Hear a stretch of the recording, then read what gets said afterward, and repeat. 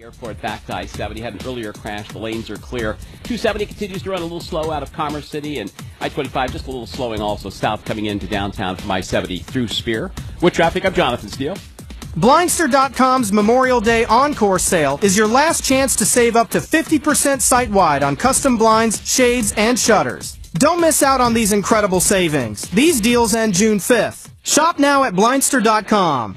The city. Las Vegas. Vegas, make some noise! The event. Our legendary iHeartRadio Music Festival. Presented by Capital One. Live. Welcome. One stage. 2 nights. The biggest stars in music return this September. To make history. The world's biggest artists are taking this stage. Stream live only on Hulu. I said, woo!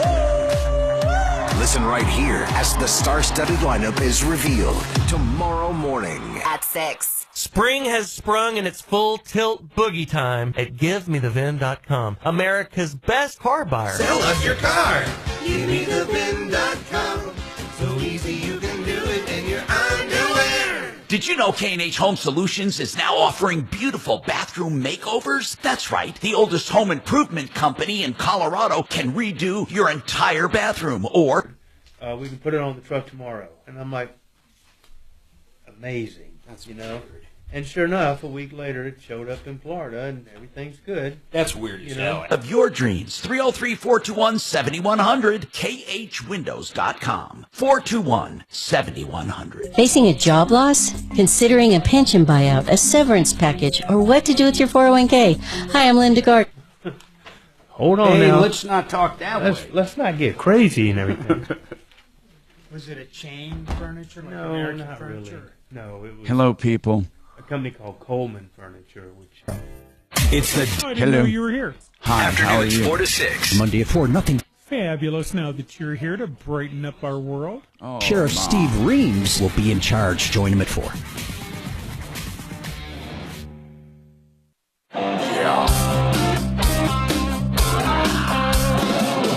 Ripped off, bad news. You need advice so you don't have to lose. We'll come running just as fast as we can. Troubleshooter's gonna help the common man. This is the Troubleshooter Show. Now, Tom Martino. Hi, Tom Martino here. Welcome to the show. 303-713-TALK is the talk number in the studio, but there's another number I want you to know about. In fact, I want you to spread it far and wide. 303-MARTINO. 303-627-8466. And that number is good because if you don't get us live, you get voicemail. And unlike most voicemail in the world, this voicemail is actually monitored and we call you back. So you can be on any show at any time by just calling. You don't have to wait at that moment. You call and leave your message. You're in the queue and we will call you back. We listen to each and every message. Now, it's nice if you leave your phone number up front so we don't have to go back and forth with that. Today, we have John Fuller in the studio with us, as I see, and I affectionately refer to him as the bench. And that's an affectionate term, by the way, and it's really a valuable term, the bench. And when Mark and I can't do the show, our third string, our bench, and I mean that, again, in a good way, John fills in aptly. And he knows this show inside out. He's been with me for so many years. Welcome, John. Thank you for being here. Appreciate it. And Thank you. This is a funny trivia. I don't know how it happened, but John was the very first one I communicated with out of surgery. I don't know how it happened, John. I don't know if I texted you or you texted me, but somehow we got into this long text message late at night. And No, it was early in the morning. It was like 5 in the morning, That's and what I get a meant, yeah. text, and it's like, who the heck is texting me at 5 in the morning? And I was on an airplane at that time, so yeah, it was a probably for it was half the an first hour one. or so. No, and the first interaction I had, and it was like on, and we were talking about all kinds of cool stuff. I was like sitting there, you know, and like you, that's right. I say late at night, but early in the morning, you know, it's all melds in together. So it was like nowhere land. Nobody was around. I'm in my bed all alone, and out of the surgery feeling really good. Of course, that had been after the recovery and all that.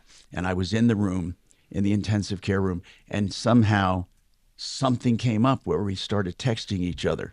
And it was not just texting about me, but I mean, we were texting about like things, which was really cool. And I often say to people, when you wonder, what do you talk about or what do you do if you want to give somebody well wishes or tune in on them and see what they're doing?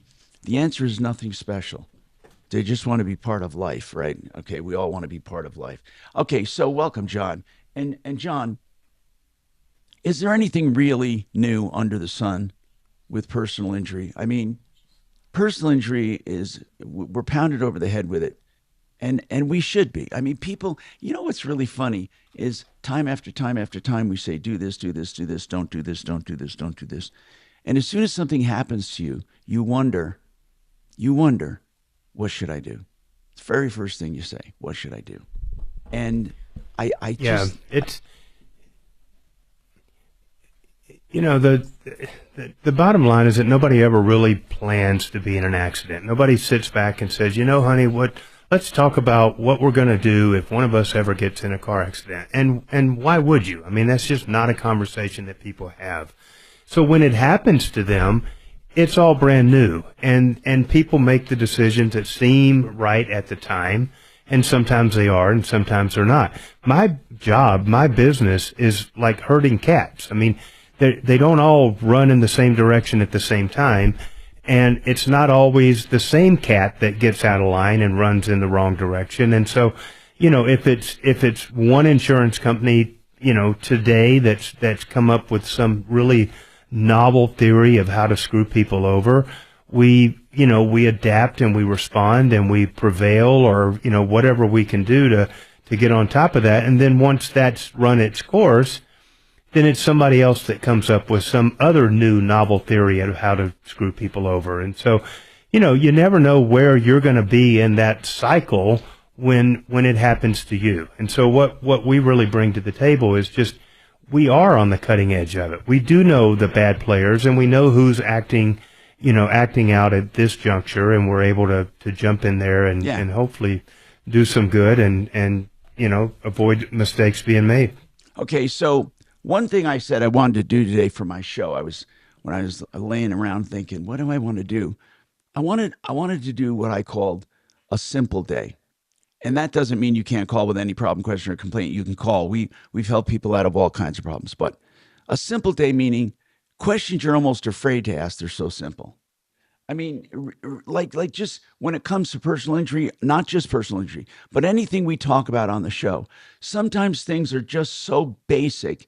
You wonder, did they think about that? Or are you afraid to ask? Have you ever been in a conversation where something is bantered about? A topic, a phrase, a word, and you really, deep down inside, you don't really have a full understanding of what it is. And you almost feel like it's too late to stop the conversation and go backwards. But how do you catch up? Now, I do a pretty good job of observing and backfilling and trying to catch up as I go. But there are some cases where I just wish I would stop and say, what does that mean? Okay, I'll tell you what, I mean, it happens all the time to me in little ways, big ways, and it happens to all of us. But one of the things I can think about, and I don't recall exactly when it happened, but this idea of a blockchain, okay? We've heard of blockchains, and they keep talking about blockchains when it comes to crypto. And we all have our idea of what blockchain is. Everyone does. I mean, but if you go into artificial intelligence or something and ask for a basic explanation, you'll get it. But even when things, I don't know if this happens to you, when things are explained to you sometimes, they still don't make complete sense. And some people just assume you know certain things, and therefore it'll all make sense to you. Does that happen to you, John, where things just don't necessarily make sense even when they try to explain it? Have you ever had concepts you find very, very, very difficult to comprehend? I have a few of them. I think, and I misunderstood what I was saying. Thank you. Well, yeah, I mean, certainly, you gotta keep an open mind, and you gotta learn all the time. You gotta learn new stuff all the time. So I'm certainly not, I certainly haven't learned everything. There's always stuff that comes up that you have to say, what the heck is that? Now, when it comes to crypto, I am really, really on the outside. Now, I understand. You and me both. I understand and we've all dabbled in it a little, but here's my general understanding. There's a finite number of, let's say, Bitcoins that after which can never be mined. A finite number. I don't know if we reach the number or not, but there's a finite number. So that I know that gives it some value because they're not going to make any more, or so we're told. And within that finite number, people have mined, people have traded, people have purchased. There's different ways to get it. And this is where I get confused. When you buy a Bitcoin or a portion of a Bitcoin, you're buying this commodity, this currency, and it is the way they prove it is not fraudulent, and someone just didn't print it in their basement or make up a number, is through this series of calculations that go back in its heritage.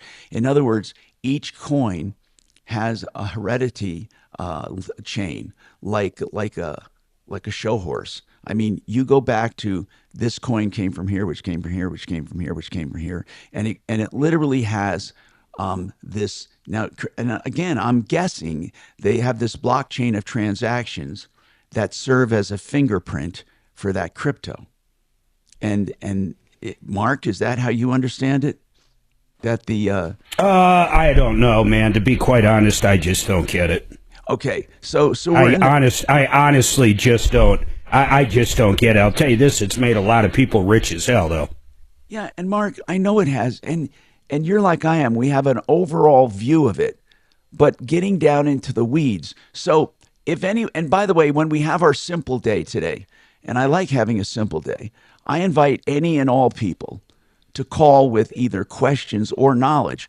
For example, I would love someone to be able to call right now and give a very elementary view of crypto. We know it is a valuable coin and a limited commodity coin. We know it's currency. But how would I know, looking at a blockchain, how would I know if somebody's selling me a real crypto coin or not? I don't even know how I would evaluate it. Again, people might say, well, how do you evaluate stock? Some of it's just trust. You go to a stock house or to a stock exchange, and you know that they're dealing in good stocks. So a certain amount is trust. And that's true. By the way, we're not just talking simpletons today. We're talking anything you want in your life. That's what I love about this show. It's truly a talk show where we're not pushing an agenda. Now, we're not going to let BS get by without at least challenging it, but we're not pushing anything. We're trying to discern as much information as possible on all kinds of topics. Plus, we're trying to help people directly where we actually get involved in cases and we actually solve them if we can, get money back and help people. So it's all part of an effort I started more than 50 years ago. I was just a young kid getting out of college. And, of course, 45 years of those in Denver. 303-713-TALK or call 303-MARTINO, 303-627-8466. Yep. When your company earns unlimited 2% cash back on all purchases with Capital One, that's serious business. So Stephen at SandCloud got a serious business card, the Spark Cash Plus card from Capital One. We used our 2% cash back to help build our retail presence. Savvy, Stephen. And we get big purchasing power, so our business can spend more and earn more. The Spark Cash Plus card from Capital One. What's in your wallet? Terms and conditions apply. Find out more at CapitalOne.com/SparkCashPlus. I love the relationship that my show, Mark and I, have with our sponsors. We really know these people and trust them. Red Rocks Roof and Solar is one of them. Solar is a big deal. And so many people that sell you solar just sell it to you and then they have no idea what they're doing. After that, somebody installs it. They have no idea about the system other than installing it. Then you have people that service it, but how do you find them? You know what? We love Red Rocks because they do everything. The sales, they help you with the tax credits and deductions, the financing. They also help you service your system, and they install it as well. So they are the complete company, someone you want on your side, especially if you're doing commercial. They can help you get it paid for through government grants if you qualify. Why don't you call Red Rocks Roof and Solar if you have any questions on solar? They're our experts. They can be yours too. RedRocksRS.com, 303-704-2449. And someone else I really and truly respect and admire, Discount Bath. You know, Chris and his team have put together Discount Bath to truly give discounts. Truly. What they do is they just cut their profits and they go for volume in areas where they can save you money. They have all of the beautiful baths, whether it's for your fix and flip, maybe a rental, or maybe it's for your dream home. They can do all levels of finish and trim and all levels of products to get into your price, but every one of them will be a discount. You can upload video and they'll send you a good price on the phone or by email. So why don't you go to discountbath.com and get started? Then you take your smartphone, tell your story, and they'll tell you how much it'll be. If you want to talk to them, they love talking. Discountbath.com, 720-979-2322, discountbath.com. It's been a while. Thank you. I don't worry about her passing, to be honest. Well, She's I very worry good about at books. I worry about anybody passing. Yeah. Because I saw some very smart people that did not pass it. Really? You can be too smart for the bar. You can overthink the fuck out of it. That motherfucker is about regurgitation, period. Memorization and regurgitation of 1,000 questions that you have to have seen before.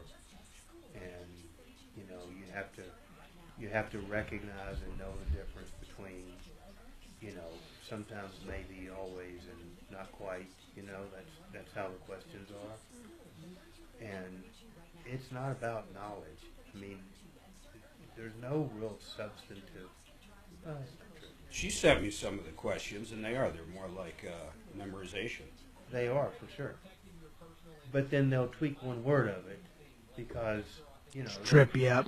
They have, like, there are people that go take the bar for a living that teach those barbering classes, and they come out of the test and they write down every question they can think of, and then they incorporate that into their material. So Yeah. the questions you're teaching and learning in the class are generally real questions from the bar, or really darn close to it. Dang it. But then they'll change one, and you know, by the time you've taken that test, at least me and my little group of people, we had taken every single pre-test multiple times. Birthday. Yeah. And you literally get to where you've seen these questions before. And your brain is like, you get about halfway into it and you're like, I already know this question. I know where it's going. But then And then click it off. Then they'll change one freaking word. And you're like, the whole fucking question just changed. Like literally the opposite It answer. went from sometimes to always or something. Yeah. You know? So it's a mind fuck kind of operation, but you know, but we had kids that failed it. I mean, smart people that failed it multiple times. Don't do it. And they just let it get Can't. you know, get a hold of He's them. good. And they would Yep. overthink, and they're like, well, but what about this? And you know, they would freeze. Doesn't make it any easier. No. Freeze just, up. Yeah. It's just not fun. John, how many times how many times do they offer the bar a year? Like once a month? That's it? Twice a year? They don't do it like every month? Twice a year. And that's just here, man. And it's a lot of people come to Denver to take it. Fuck, twice a year? I thought they offered every 7th round month. contacts. Can It's a anyone? big deal. They have to. We're trying the Dude, it's 7th top. round. Like, Big fucking- you will not, there's no earpieces. You can't cheat. Can you take some books in?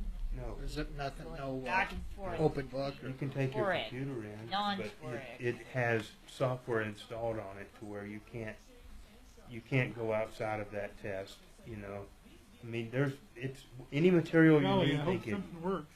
You're not allowed to have any. My God, is that loud? 303-713-TALK, 713-8255. It should be loud if we're talking about water and waterpros.net. Listen, now they're saying in the fish and wildlife area, they're saying if you're fishing out in mountain ponds and lakes, I guess they call it more. Chatfield. Or Mark, even up in the mountains, they have found in the fish plastics. I mean, I don't understand how this happens when you're up in a mountain lake or stream or pond. Microplastics, are they in the air or something, and then they get into the clouds, into the rain, and then back into our fresh water? But no, all kidding aside, water, if you buy bottled water, you're not necessarily getting safe water. The only way to do safe water is to process it in your home. Process it right at the point of use. And no municipality can do that for homeowners. Homeowners, eventually, I think water systems in your home will be as common as a toilet. I mean, you know, we take for granted we have a toilet in our home, okay? And what else do we have? A faucet. Well, we're going to have treatment for water if we care about our health, and especially with our children. So waterpros.net. You know, a lot of states, a lot of states already have that. I mean, I just got back from Nebraska. There's like not a hotel or a house or anything that doesn't have some form of at least a softener, if not something more. Right. And those softeners, of course, do more than just soften. Now soften is very important. But what you want to get out, you want to get chlorine out, you want to get forever chemicals out, you want to get the hardness out, and then you want to put some good stuff in possibly, or just have pure, wonderful water. You know, Paul is doing this whole house system for I believe it's $49.95 or $39.95. It's the most incredible price you've ever seen. No matter what system he has, the price is going to be better than anywhere you can find. 303-862-5554. If nothing more, get drinking water at the kitchen sink. Only $1,200 with triple filter reverse osmosis. I can't stress this enough.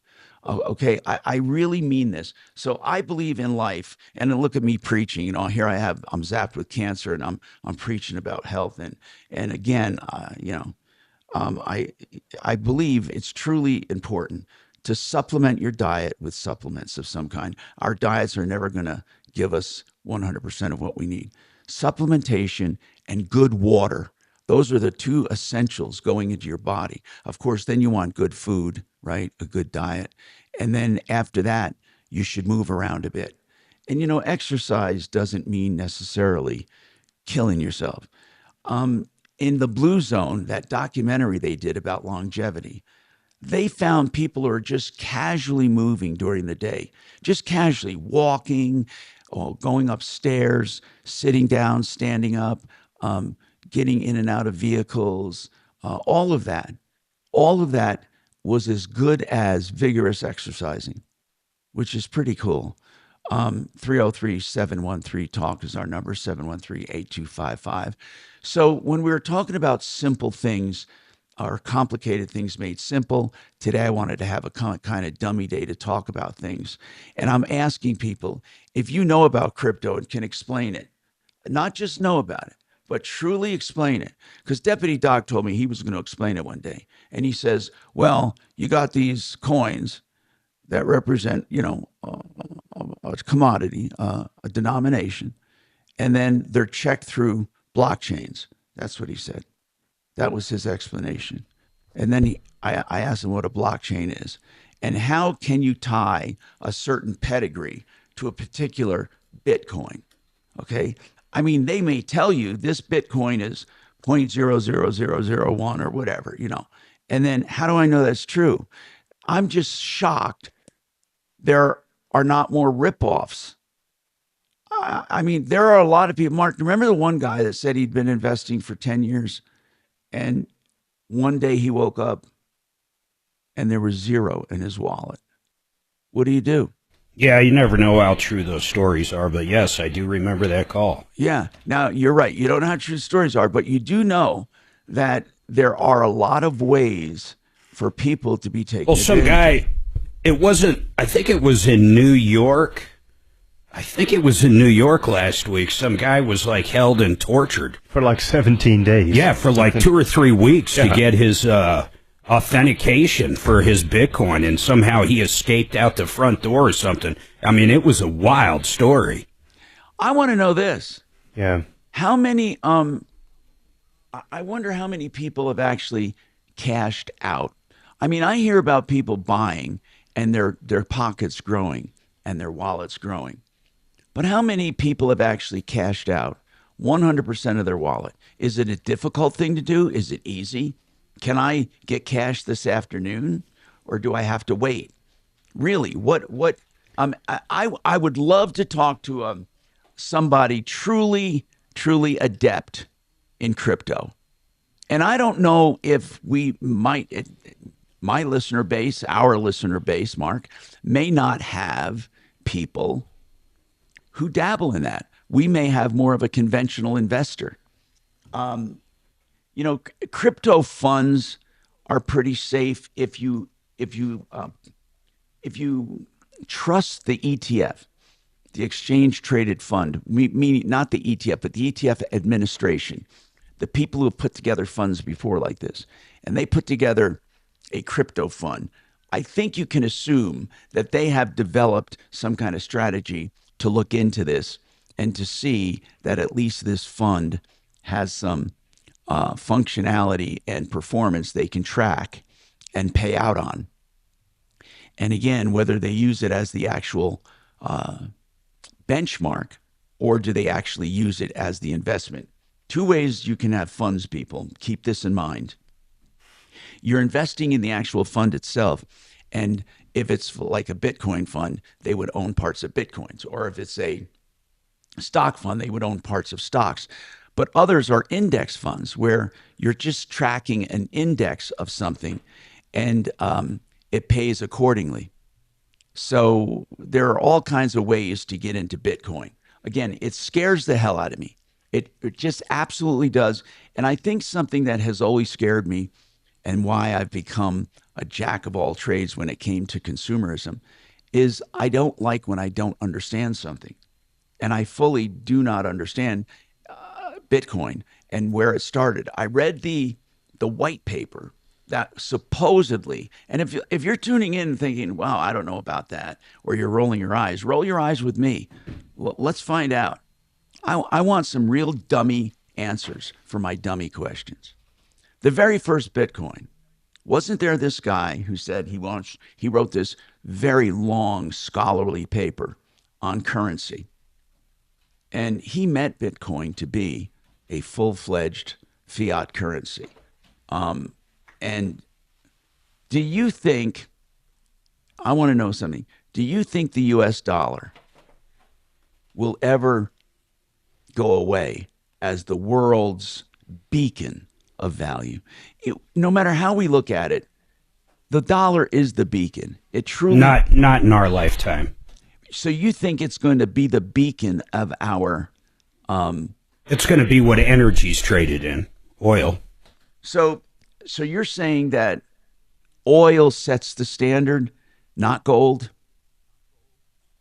Yeah, I'd say energy sets it, absolutely. But it already is not being traded in dollars. Well, I mean, maybe out of Iran or some other places, but in general, especially up until this thing with Putin, pretty much it was. But I agree with you. Some of it's not, but most of the free world it is. And if you look at every major war, it was precipitated, or every major war over in that area of the world, it was precipitated by someone or some power trying to usurp the dollar on the oil bourse or the oil market. They tried to substitute it, and that happened. Isn't that what the weapons of mass destruction? Except the weapons of mass destruction we went after were the weapons trying to destroy the oil market with us. But what people say, that was the real reason we did the invasion, was to protect the dollar in the oil market. So, John Fuller, you chimed in there. Do you believe that all oil markets, or most of them, are based on the U.S. dollar? Well, most of them are. I mean, quantitatively, most of them are. But I think the Saudis agreed to start denominating the oil sales in Russian, was it rubles? They were doing like last year, about a year ago, and and that's huge. I mean, that's never before happened. And so when you've got multiple currencies that are selling the same product, it gives people the ability to, to hedge on those different currencies and stuff. And I mean, the problem with the dollar is we just keep printing it. We just keep printing money, and the debt goes up and up and up, and we just keep on printing dollars. And so the argument about Bitcoin is that there's a finite number of those deals, and so there's scarcity and stuff. I mean, there's some good things about Bitcoin as compared to traditional currencies, but in my mind, it's not a currency. I mean, it's just not a currency. In what way, John? And so, in what way is it not a currency? No, it's not. I mean, a currency has the full credit and backing of some, sovereign entity that's backing it up. I mean, a dollar or a ruble or whatever, but Bitcoin does not. It has no central administration. I mean, it's like the Warren Buffett test. Can you drop it on your foot and, and you just can't. I mean, there's some really, really smart people that say not no, but never are we going to invest in Bitcoin. And it's appealing as you see it go up and up, but there's just nothing there. It's like investing in a Hollywood film. It might take off. Yeah, at least with the stock, it's partial ownership of the company. It's based on the earnings. It's based on the projections. We know what the price of a stock is based upon, but you can't really tell me what what is the difference between a Bitcoin at 80,000 and a Bitcoin at 100? Nothing. Okay. There's no increase in earnings, no increase in. This is something that's always confused me. They say the U.S. dollar is a fiat currency. Now, by the way, for those listening, again, this is the dummy show, and I mean that affectionately. So what does fiat actually mean? Fiat means a fiat currency. I'm going to make it really dumb. A fiat currency is a currency that has no value unto itself, like a piece of gold. It is not considered valuable. It's a piece of paper or it's a minted coin, and it is a currency that is given value by an entity. It has no intrinsic value. So but here's what's weird, okay? The value is maintained by central banks, interest rates, money supply, and all of that. But John, this is, and I say John, Mark can chime in, of course, but John, how can we call our money fiat, and yet we also have Fort Knox? That's the part I don't understand.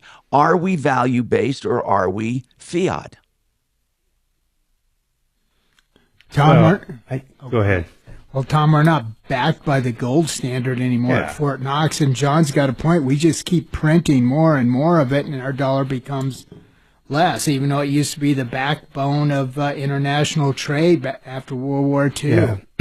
I think if you really do the research on it, I mean, we're not backed with Fort Knox. I mean, we haven't been in umpteen years, maybe my whole lifetime, and so. But if you read, you read about currency wars and you read about currency valuation and stuff, and you get into, how manipulated the currency markets are, and how that plays into just global economics. It's frightening.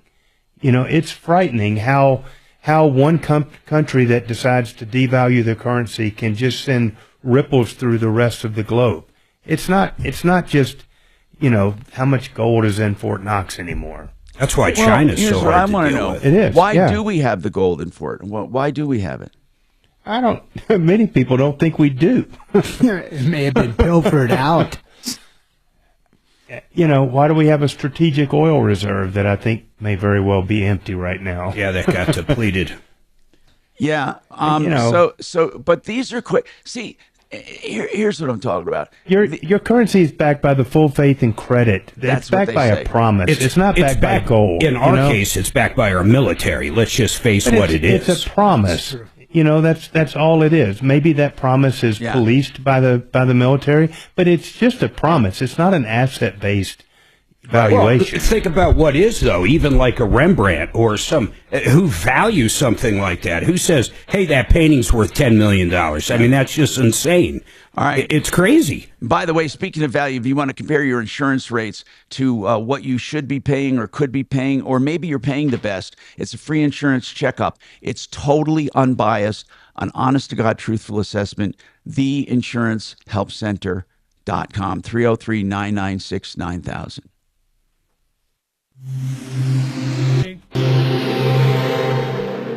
This is Denver's Talk Station with Tom Martino now. Dan Kaplis today at 4, 630 KHOW, Denver. Now, Impact Traffic. This report is sponsored by Blindster.com. Yeah, we've got what appears to be an accident. Northbound 25 approaching 6th Avenue. Right lane is blocked, and that is starting to back up, in fact, to Broadway. Some heavy stop and goes coming into downtown. Southbound's been kind of busy also from I-70 heading through Spear. Rock scaling in the foothills once again, bottom of Floyd Hill and out of Idaho Springs, both directions. Watch for a closure there. That may be periodic throughout the day. Right now, it is a delay. US 6 west of Golden, Clear Creek Canyon, same situation with construction. So backups there as you're up the canyon on Highway 6. With traffic, I'm Jonathan Steele. Blindster.com's Memorial Day Encore sale is your last chance to save up to 50% site-wide on custom blinds, shades, and shutters. Don't miss out on these incredible savings. These deals end June 5th. Shop now at Blindster.com. When I give you the name of this criminal defense attorney, I really want you to remember it and hold it. You may have to refer it to someone. Maybe, God forbid, you need to use it someday. Listen, he does free initial consultations. That's worth a lot. But what's even better is flat rate pricing, depending on the offense. Joe Lazzara, Lazzara. I've known him for 30 years, Joe Lazzara. You can call him when you need help. Again, don't shop under pressure. I've done the shopping for you. You can find him at referrallist.com or call 303-429-6200, 429-6200. I'm going to give you another phone number. Now, this is for a different kind of help. This is when you want to get a price on the phone for your countertops. The Art of Granite does that because they're proud of their deals. It's that simple. No one does it because they're afraid. The Art of Granite says, look, you can compare my prices. I have great prices and a great product. Tear out Holloway is always free, wholesale on all countertop materials, and prices on the phone. No one does it. TheArtofGranite.com, 303-386-5919. All natural stone or man-made material, not just granite. 386-5919. Right. Thank you. How much time do I have? 4 minutes. See what Thank you you. did? Yeah. Proud of yourself? All right. Check rights.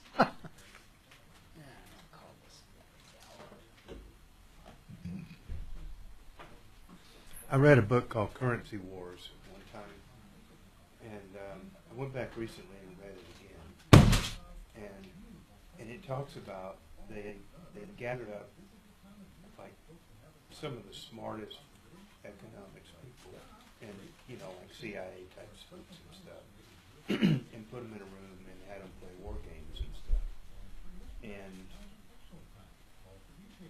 they played it from an economic perspective of just the sheer power of devaluing currencies and just cutting off supply. Yeah, and cutting off that's banks. how the next war is going to be fought. Well, that's how everybody says the only way we'll get Russia on is literally sanctions. You cut off these oligarchs' bank accounts. Zelensky just took a little cheek out of the checkbook yesterday. Did you see that? Yeah, that's Yay. $7 billion worth of claims. Gonna be bad. Good morning, Tom Martino. And they were all way in Russia. These weren't like on the border. Well Good. How are you? How they did it? They had the drones in these fucking trucks and containers. And then drones took off and stuff. The only thing cooler than that's when Israel fucking was blowing people's hips up with the pagers and cell phones. And Todd, what did you want to ask him? To get in someone's supply chain like that is just incredible. You got to wonder who the insiders were, because they'll be gutted like a chicken, man. Yeah, that's true. How about that guy? Remember, Putin hired that army general, that outside army. Oh, the guy from. Then he started marching towards the Kremlin. Yeah. And then that stupid fucker got on a jet. Yeah, that probably wasn't the smartest. The Wagers? Yeah. Or something? Yeah. I was talking to a reporter at the Pentagon, and we started talking about how these different groups must have swag. I would do anything for like a Al-Qaeda fanny pack and stuff like that. It'd be kind of cool. But he says, wait a minute, the Wagers have a brew pub in Germany. You can actually go there and get swag and beers. They have hats and that militia. What would you call it? Mercenaries. Really? I'm a mercenary, bro. You're a personary. You carry your wife's purse. Hey, that's funny. That was funny. Thank you.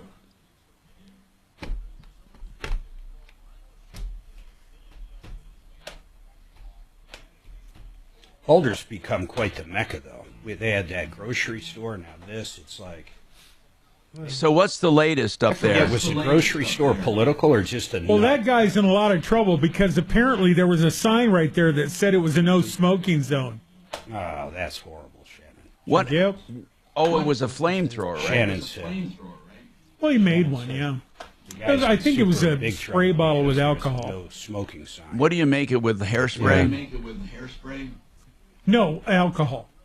He did it in a sprayer for like weeds. Yeah, weed sprayer. You just unscrew the tip off the end of it, pump it All way right, up. take it easy, John. You're like our own anarchist cookbook in there. Just take it easy. The anarchist. You just simmer on down now, you hear? Don't give Martino's listeners any ideas. Well,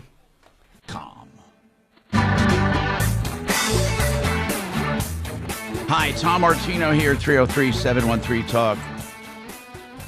713-8255. John Fuller's today. John Fuller's with us today. PersonalInjuryCO.com. He's, or callfuller.com. He's going to chime in on each and everything, not just personal injury. So give us a call. Todd. We've been talking about, by the way, crypto, but it just... Hi, Tom. How are you doing? Crypto is just a way of leading into other topics, by the way. So I wanted to tell people we're open for everything. So Todd's talking about a public defender. Go ahead, Todd. Tell us your story. Hi, Tom. How are you doing? Good. Well, I live up here in Weld County, up in Greeley. Uh-oh. And my son was in an incident in, November 12th. And his public defender. Well, hold on. You got to do more. You got to do more than say an incident. So you may as well tell us. November 12th. What happened? Okay. So he came home and he has bipolar, ADHD, autism, all those spectrums. He got in a fight with my wife and she called the police. The police came to our house. Then he was subdued after about 30 minutes. I got home. The police would not tase him, even though I told them to many times, but they gave him ample warning. He hit a few officers. They finally brought him out. He was in fight mode because of his mental disabilities. They took him away. He sat in Weld County Jail from November 12th to just recently. And now he's being moved to a halfway house. His public defender, my son's been trying to reach him for 3.5 weeks. How long? It was no. Wait, you said You said this thing happened November 12th. So tell me, there's a lot of time that went in between there. November 12th, December 12th, January 12th, February 12th, March 12th. I mean, where are we right now? Why you go from November 12th that he was taken into custody till now? What happened in between? So every month he would have a court date. And in those court dates, the DA would he and haul around, and his public defender would, and so it would be moved to the next month, then the next month, then the next month. Well, last month he finally had a court date, and they found him guilty of. Then the judge sentenced him to 6 years at the halfway house. What was he guilty of? Disorderly conduct and battery of a police officer. And then one of my things was... was he charged... So was he right sentenced to like a probation? Was it kind of like a probation? No. It'd be a halfway house where you can go and work and be released. We were hoping for probation, but that's what his public defender made us to believe that that's what we were going for. John, are you describing ComCore? Is that what he got sentenced to? It's a halfway house Community where corrections. You go in, you're locked in. Yeah. Yeah. John, can I Yeah, ask you so something? he's- Do they Of take course. into consideration mental health when it comes to this? Oh, of course. Yeah. I mean, this is a horrible story, but yes, of course they do. See, and I would like to have someone look at that because the judge was not.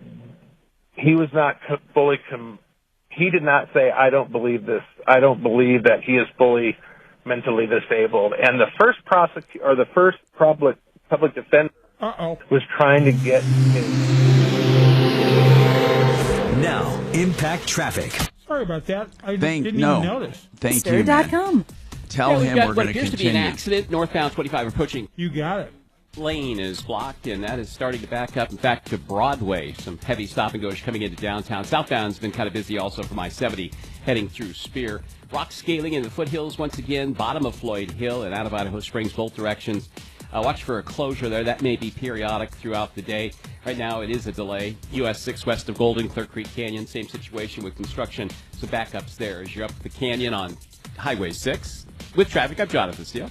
Blindster.com's Memorial Day Encore sale is your last chance to save up to 50% site-wide on custom blinds, shades, and shutters. Don't miss out on these incredible savings. These deals end June 5th. Shop now at Blindster.com. Gravina's has 50 lines of windows. This is the Gravina's I'm talking about, 950 West Evans. 50 lines, not one, 50.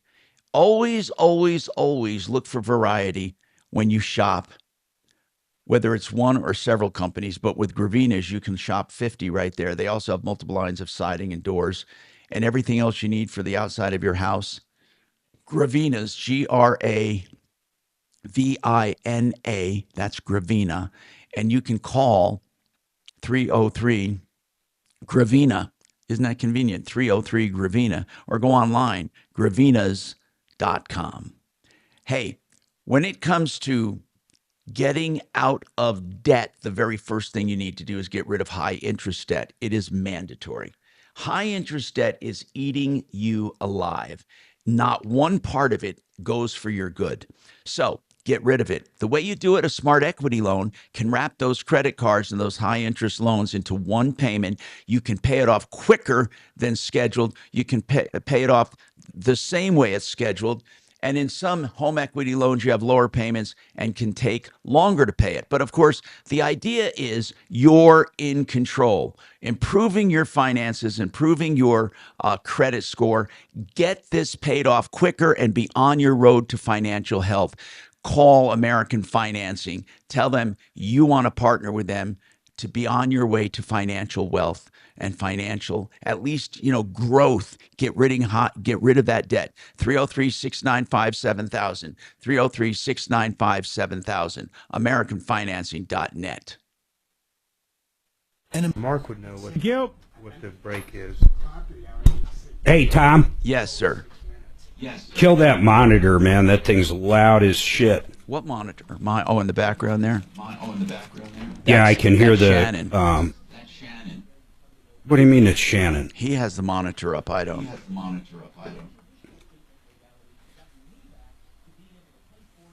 Test. You turned it down. Nice try. Oh, I did turn it down, but I wasn't sure it was mine feeding back. Oh, shit. Are you feeling better, Tom? Why? Because it makes me sad. It's never Oh, Tom's God. fault. Makes you sad that I feel better? Don't. Oh, my big problem. You know, what did Will Smith say? Keep my wife's name out your motherfucking mouth. Keep my name out your motherfucking mouth when it comes to technical problems that I don't create. See, there it is. Huh. Yeah, I can hear it. So that's By the way, what's Eric Swalwell doing teasing Trump with a taco? I saw that. Sounds stupid. I thought Eric Swalwell liked Taco Chinese. means terror. What does it stand for? Trump always No, I know chickens that. out. Yeah. But Eric Swalwell's not known for eating Mexican. He's known for eating Chinese. More eating Chinese. Thank yeah. you. Especially sushi. Thank Big Bang. you. No, that'd be Japanese. I'm willing to bet there was sushi on the menu. Okay. Hop Sing. Plus fun. Hop Sing no like fleece speech. I'm getting way better right now. I turned the corner over the weekend. You know what it was? The whole thing, I know it sounds crazy with such major surgery, that the whole thing would come down to two little holes they made for drainage. A front hole and a back hole? Yeah. I believe you had those before the surgery. Gotcha. I would hope so. Two little holes. I can't go number 2 anymore. I can't. No, that's on the B-bar. Has he called back since then? No, I try to have Kelly try to reach out to him occasionally. I don't want to. Tom really got him mad. We've reached out to him twice. If you get his recall, voicemail? Never mind, I don't want to get into it. Oh. Yeah. Can I see your case on your phone? Literally. We've reached out to him twice. Who's it, Tom? All right. This is Dimitri or? awesome. And what are all these things? I don't know. Functional or just this? I didn't see anybody there, but he's talking to somebody. Yeah, I don't know the answer to that. I haven't seen him on video either. Why isn't he on video? Good morning. Is it hard to slide? It's in his bathroom. I love when Ice-T's selling me car shield insurance. That is pretty nice. Because he just stole it. Nice one, Shannon. Yeah, he's got 30 stolen vehicles in his garage. Hey, did you guys ever watch Animal Kingdom? You mean the actual show? So Yeah. many direct. Like used to be on every Sunday for... Hi, Tom Martino here, 303-713-TALK, 713-8255. Okay, so, Todd, let's get right to it because we're going to continue this. Your son was arrested and convicted, bottom line. He's sentenced to a halfway house. What is your issue? Yeah. Well, my issue is the public defenders will not call him back or us back. Okay, and it's been what do you 4 need weeks. to hear from? But isn't it already adjudicated? Isn't it already over? Good question, Mark. Yes. So, yeah, he's going to the halfway house, but we don't know anything about that. And I would like to see if you can appeal the case or not, because the judge really never took into consideration his mental health, nor did the public defender.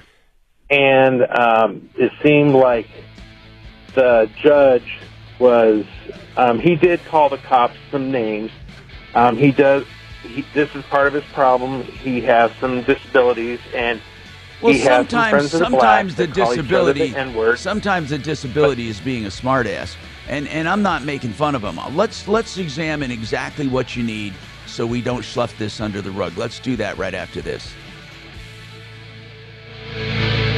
It's a great series. Keep that guy on. We'll take him it's up. It's on Amazon Prime.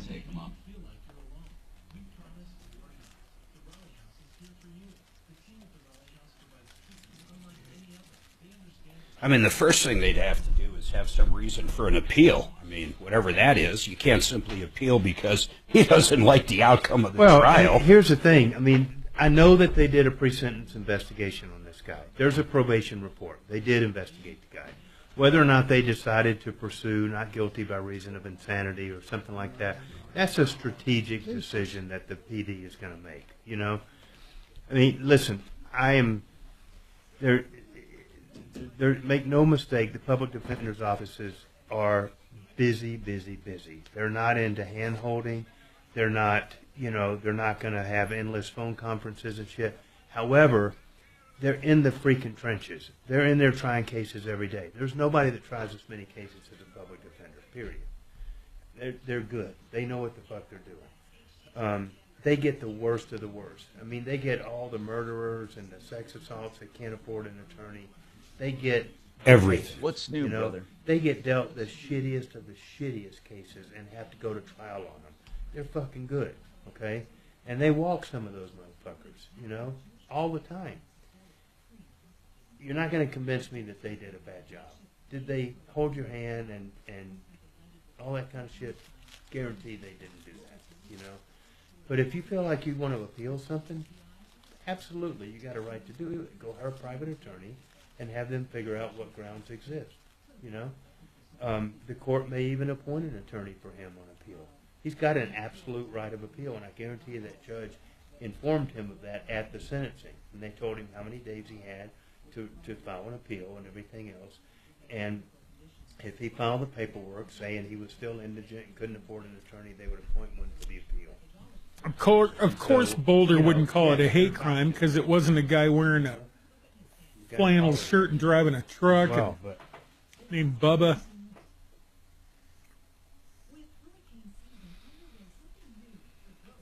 But it's chicken shit. They got Fetterman's pissed about it? Police officer while they're there to arrest his ass having a mental health episode, It's chicken shit.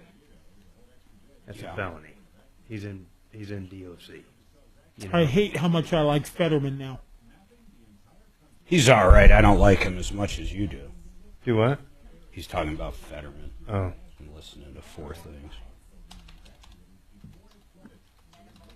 What did Fetterman do today? He's became a Republican. He's hammering the anti-Semites and the terrorists and the whatever. It seems like pretty normal. Yeah. So what did he put in that sprayer? Was it just gas? They said something about alcohol, but I don't know that. I mean, that's pretty risky. I wouldn't. Only because the alcohol would stay on and burn longer than gas. Well, maybe, but you're still carrying a goddamn bomb on your back. If that thing decides to light off while you're walking around with it, you've got a real problem. That could be why he was shirtless. Good. That could be why he ended up without his shirt on. I agree. He might have caught fire. Got a little wet, or I mean, that could have been a real problem. He's an ugly son of a bitch, ain't he? He's Egyptian, I heard. I think they peaked with the pyramids. Is that right? Little play on words. Shannon. What? I'm just saying technologically since then, I don't think of them with flamethrowers. The one guy that died, think about it, he was in the Holocaust. He was a Holocaust survivor. He somehow outlived World War II and Hitler, and this fucking nut takes him out. Did anybody die? I don't think anybody's died yet. I think one guy died. I hadn't heard that. No, I thought I heard it today. Yeah, no. They've talked about charging him with murder, 2 counts of murder, but they don't have a decedent yet. Oh, so they're thinking someone's going to die. No, I don't think we so. heard from a Boulder person that attempted murder may still show up on a docket, right, for the hearing as just murder. That's not right. It would show up. It's a different statute. It's a different subset. I completely understand that, but he said something about the abbreviation may not show the full All right. But that is some kind of final destination situation, isn't it? I you thought survive someone the Holocaust died. and then you die in Boulder for that. You guys are right, though. There are 8 injured. Yeah, I hadn't heard that anybody. I swear to God, I heard murder charges. Well, I did too. Uh-huh. And I just didn't have a moment to figure out what theory they're upgrading murder without a deceased. Without a murder, that is. I thought it was. That's a pretty good DA right Those there. crafty DAs can come up with some maddening theories sometimes, but I heard attempted murder. Are you sure about that? We definitely heard attempted. Yeah, but in Boulder, the toughest thing he's going to face is littering. Isn't it weird when you've got to tack on other charges just to make it like murder or attempted murder is not bad enough? Let's make it worse and throw on some hate crime. I mean, it's a fallback so that if all else fails, If the state can't get him, the feds can. yeah. But with Yeah, that it's a guy double jeopardy hook. With what was his name in Minneapolis, Chopin or something? I mean, they actually convicted him, went all the way, and he's got a federal number hanging over his head as well as the state charges. So even if he were to get, somehow pardoned on one, he's still got the other. I saw that. So it seems it's ridiculous to even pardon him. Yes. Sweet Caroline. It's just talking about asking it. for trouble, to be quite honest.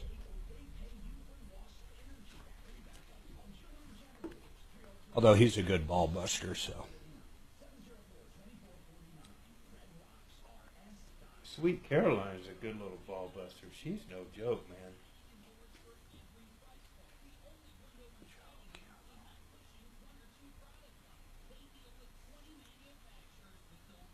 When is Joe's stuff? For God's sake, can someone tell me when Joe's call-ins are, please? There's no one in there, is there? Are you being pestered by someone? Yeah. Would you ask Kelly? Yes, I am. I'm being pestered. Okay. I don't think Kelly knows. Are they Monday, Tuesday? I mean, what are they? Do you know? They've been kind of varying between Tuesdays and So the answer is you don't know. Wednesdays. Is there one today? No. All right. Ripped off, bad news. You need advice so you don't have to lose. We'll come running just as fast as we can. Troubleshooter's gonna help the common man. This is the Troubleshooter Show. Now, Tom Martino. Hi, Tom Martino here. This is the Troubleshooter Show. 45 years going strong. Thank God for my health. I appreciate it all. And I want to solve your problems, answer your questions, take your complaints. I wanted to make a day where we could have people call in with dumbed down questions. We don't have that many, but there are many days I have emails and I should keep them to enter them, because so many times I think we hear discussions online, starts with maybe social media, and people start discussing things without knowing the bottom line, without knowing what they're doing. And I think one of the great examples today is crypto.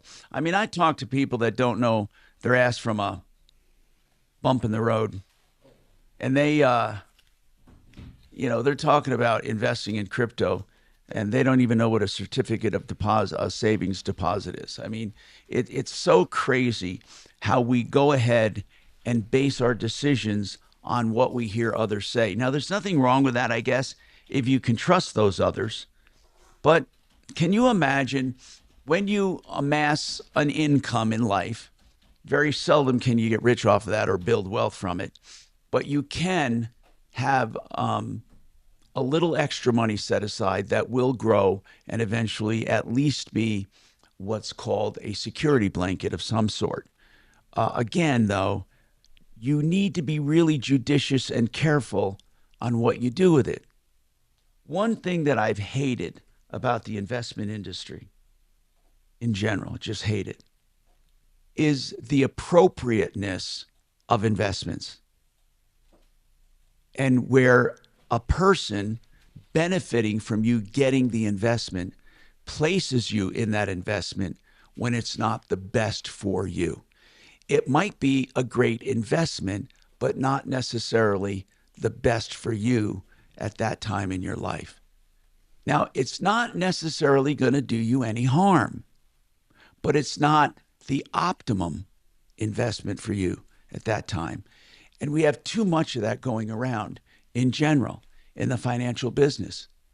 What's called inappropriateness, where the investment advisor or the person selling you something is selling it to you, and it really shouldn't.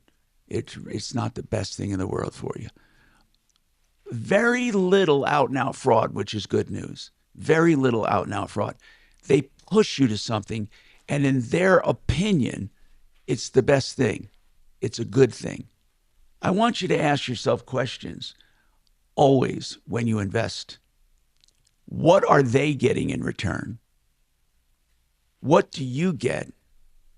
And what are you missing out on? You see, there's a few kinds of costs you calculate with an investment. Even if you have a guaranteed investment, if that guaranteed investment puts limits on you, then you are limited to your upside potential. And really, for 98% of the investors, that's not a bad idea because they don't know what they're doing anyway. So it's okay to limit your upside potential if you're pretty safe and if you are really safe and secure. Again, safety and security, there's a lot to be said about that. A lot to be said about safety and security. Let's move on to another topic. Somebody asked about, they wanted to know about being charged with a crime. John Fuller's dabbled in all kinds of law. He's a personal injury attorney. But John, somebody wants to know, and I'm going to go back to this public defender thing, but somebody wants to know, is it a good theory? They've been looking at it on YouTube, and they were recently in a situation. And the overall theory or philosophy is, do not talk to police, period. Now, they're not talking about if you're guilty or if you're innocent. They're talking about in all cases, when you're at the scene of a crime and police roll up, or you're caught in some kind of a investigation of some kind. Now, we're not talking guilt or innocence. We're talking about a situation. Never talk to police. Have you heard of that, John? It's all over social media and the internet on how you never talk to police because they will never, ever, ever, ever, ever look to clear you. That's not what they're doing.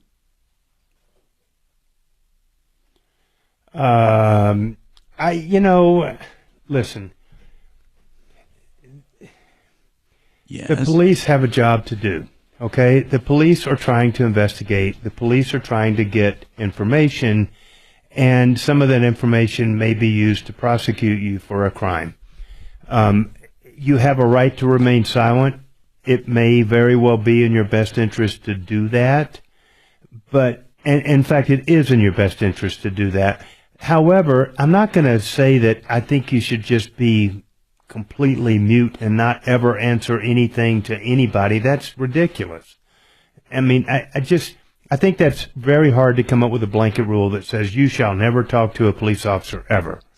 Okay. You know, if you're potentially fixing to get charged with something, you might think strongly about exercising your right to remain silent.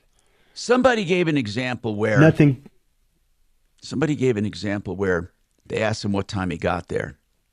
And he said it was somewhere around 7. And then later on, it turned out that he had gotten there much earlier. And they used that to discredit him and to build other things around it. And that was one of the things they brought up immediately. And the way they put it in the report was he lied about the time he arrived. But if he was being accused of something, you hire an attorney. No, I understand. This was before, and this was like in the very beginning when he was talking to them. They asked him what time. I'm saying if under any circumstance, if I thought an officer was questioning me because they thought I did something, I wouldn't say a word. Yeah. I would hire an attorney. Okay, so Todd, let's go back to him. You know, look at Todd. I appreciate you advocating for your mentally ill son. But Todd, I just caution you. I don't know you from Adam, and I'm not saying this is happening to you. But many times, people are using mental disability as a crutch and an excuse. Prior to this incident, was he diagnosed, and is he in treatment or on medication? Yeah, he's on 5 pills, and he's been diagnosed since he was 3. Okay. Because we adopted him. His birth parents were both meth heads and did cocaine, meth, marijuana, and basically he was really never supposed to walk, talk, or see. Yeah. But he met his milestone later on in life in, first, second grade. That's where it all came out. And, yeah, he's been on IEPs. He takes medication. Okay. What is the actual conviction right now?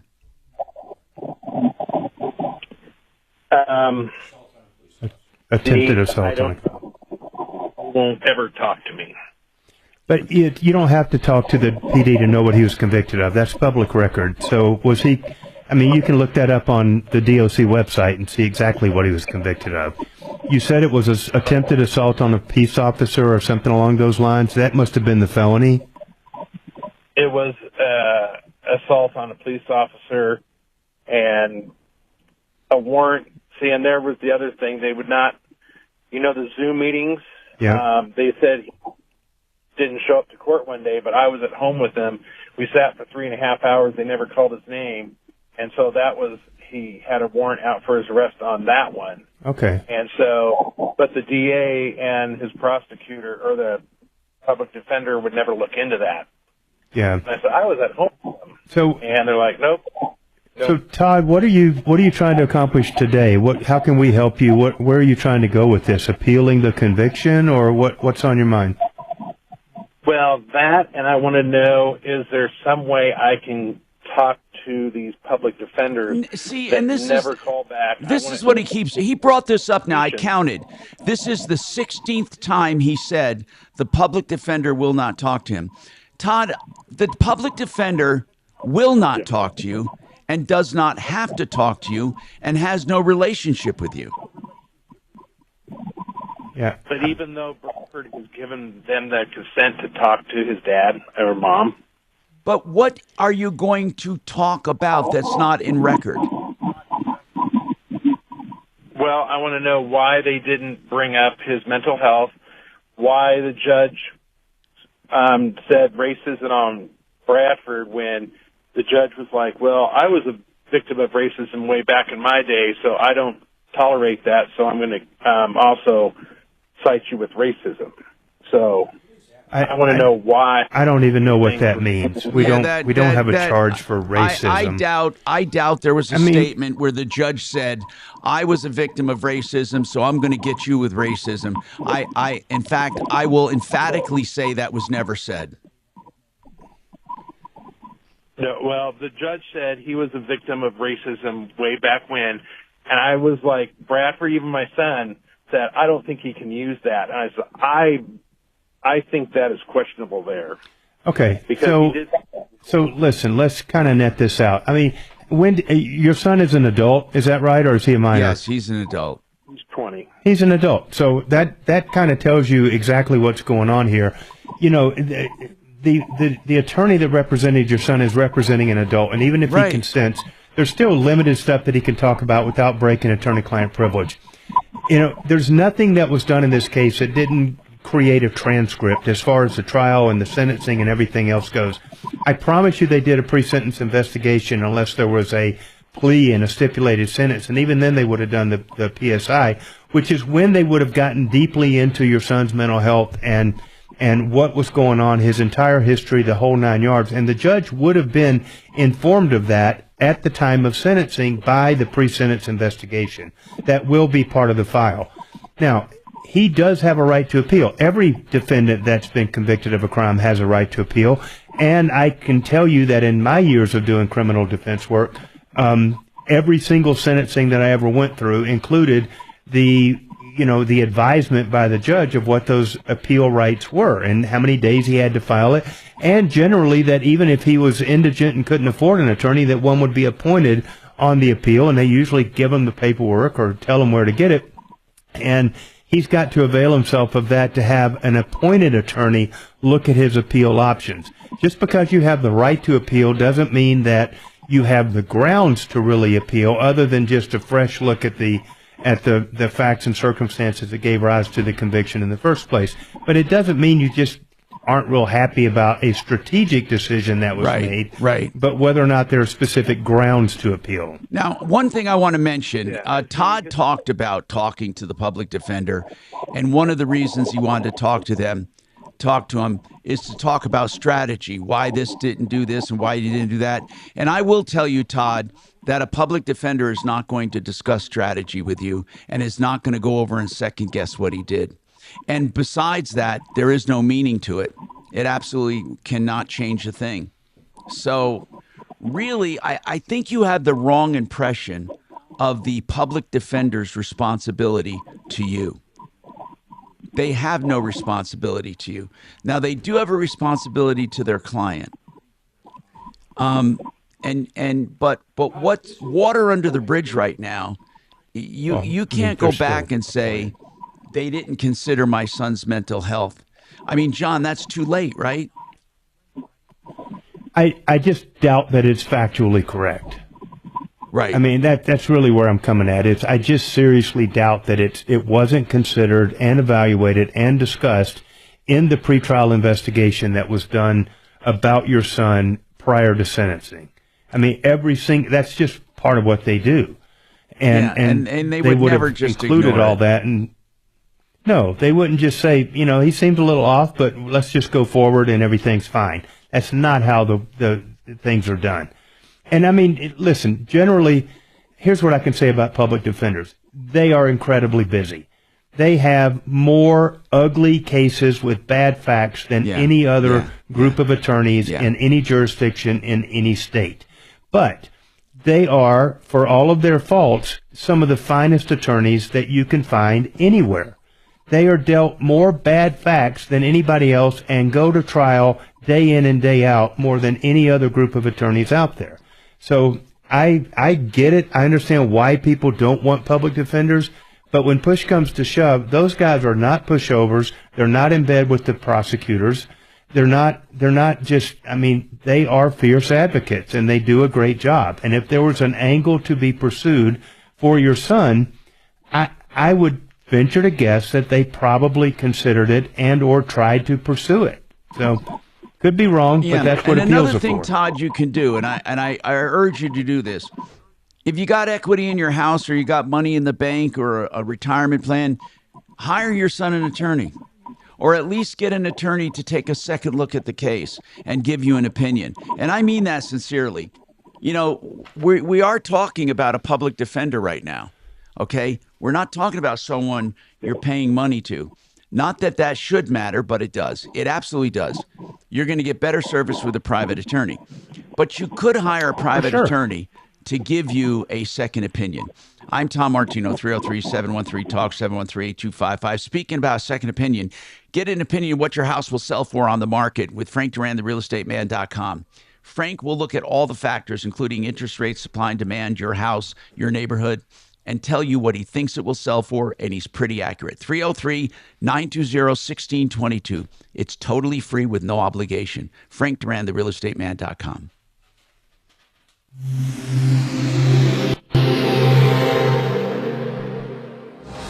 Retirement planning doesn't have to be complicated. Tune in to the Exact Wealth Show with John Becker and Sarah Nugent-Knoll of Exact Benefits. Saturdays at 6 a.m. right here on 630 KHOW. Retirement Planning Center of the Rockies is another place you can go to get help for retirement. Here's what's important.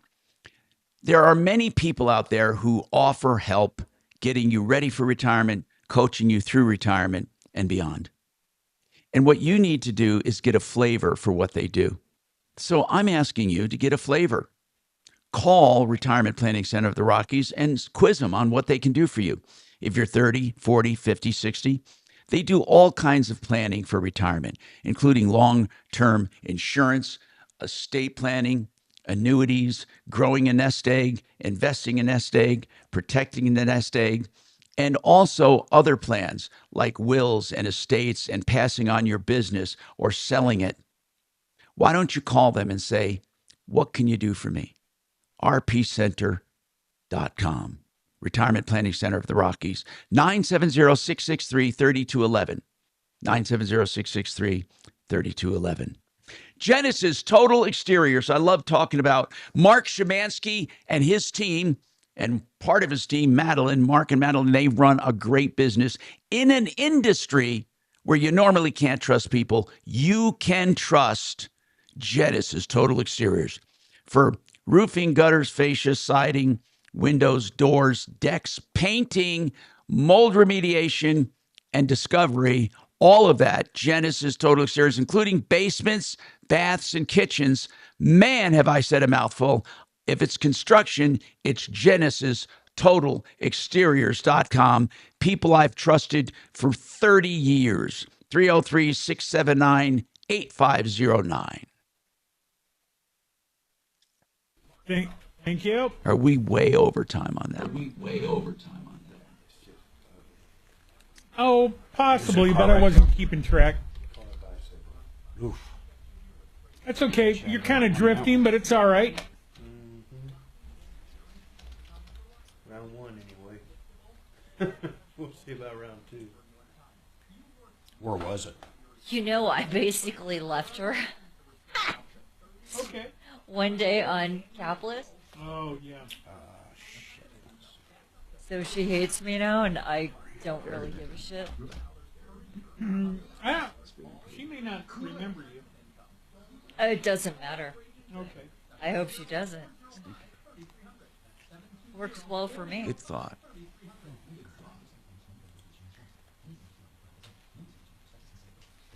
So is Tom just getting in an hour or two? I don't know. So far, yeah, but I don't know what he's planning on this week. I have no idea. Hey, Mark. What? Yeah. I start my entire post-surgery chemo regimen again. So we're gonna plan out a few weeks ahead of time so you can know what you're doing, and I don't hold that. When does that start? June 11th. But I have a... Oh, like next week? June 11th, yeah. Yeah, okay, wow. I know it. They didn't even wait for me to gain weight back. I don't know how I'm going to manage all this, but I just don't want to be one of those statistics that the treatment is dues you in before anything else. Anyway. We're gone, it's on the calendar, but we're gone Friday and Monday, so you know. Okay, the days during chemo that usually get affected are the first day where I have to be in there for 4 hours. After that, I can manipulate almost anything, but it's that one day, and that is on a Tuesday usually. So Tuesdays, in going forward, could be screwed. Actually, is the 11th a Tuesday? Let me see. Anyway. No, it should be.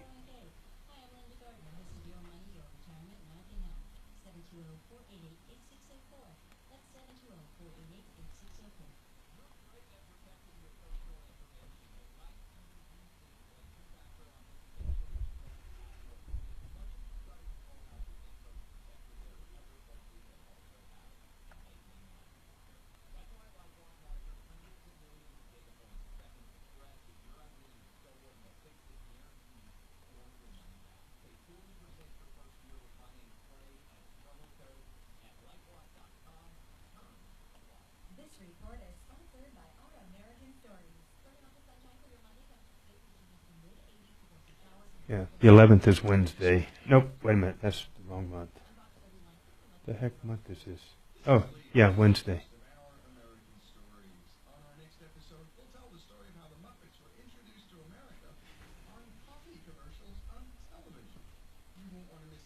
There you go.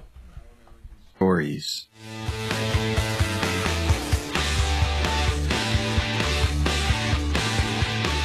Hi, Tom Martino here. Welcome to the show.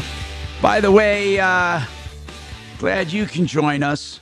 I see in the studio we got John Fuller, Major Marc Mager, and here I have Deputy D to my right if we need anything. And who else is in there? Is that Deputy? What deputy we have in the studio with us today? Anyway, is that Deputy Bo in there? Deputy Bo. Deputy Bo. Deputy Okay. Bo. So let's go back to the phones here. And Diana has a comment on Todd's case. Again, Todd is advocating for his son. And I don't blame parents for doing this. I mean, it's a tough road to navigate, especially when you're in the young adulthood stage where you're just thrust into adulthood, kind of. And you're an adult and your parents really can do very little for you. Go ahead. What's going on, Diana? Good morning. Hi. I work as a psychiatric nurse practitioner, and I've sent a lot of my patients to the NAMI Law Line in Denver, and it's 303-321-3104. And what do they do? And they're an advocate. They will help out. They will listen. They have several attorneys that they will assign to your case, and they will listen to what the concern is. And I've used them for several patients of mine, and they've been very beneficial. Can you tell me the name of the law line again, or the hotline? What do they call it? Yes, it's it's called NAMI, the National Alliance for the Mentally Ill. Okay. And it's 303. Yeah, you gave me that number, 321-3104. And I was hearing,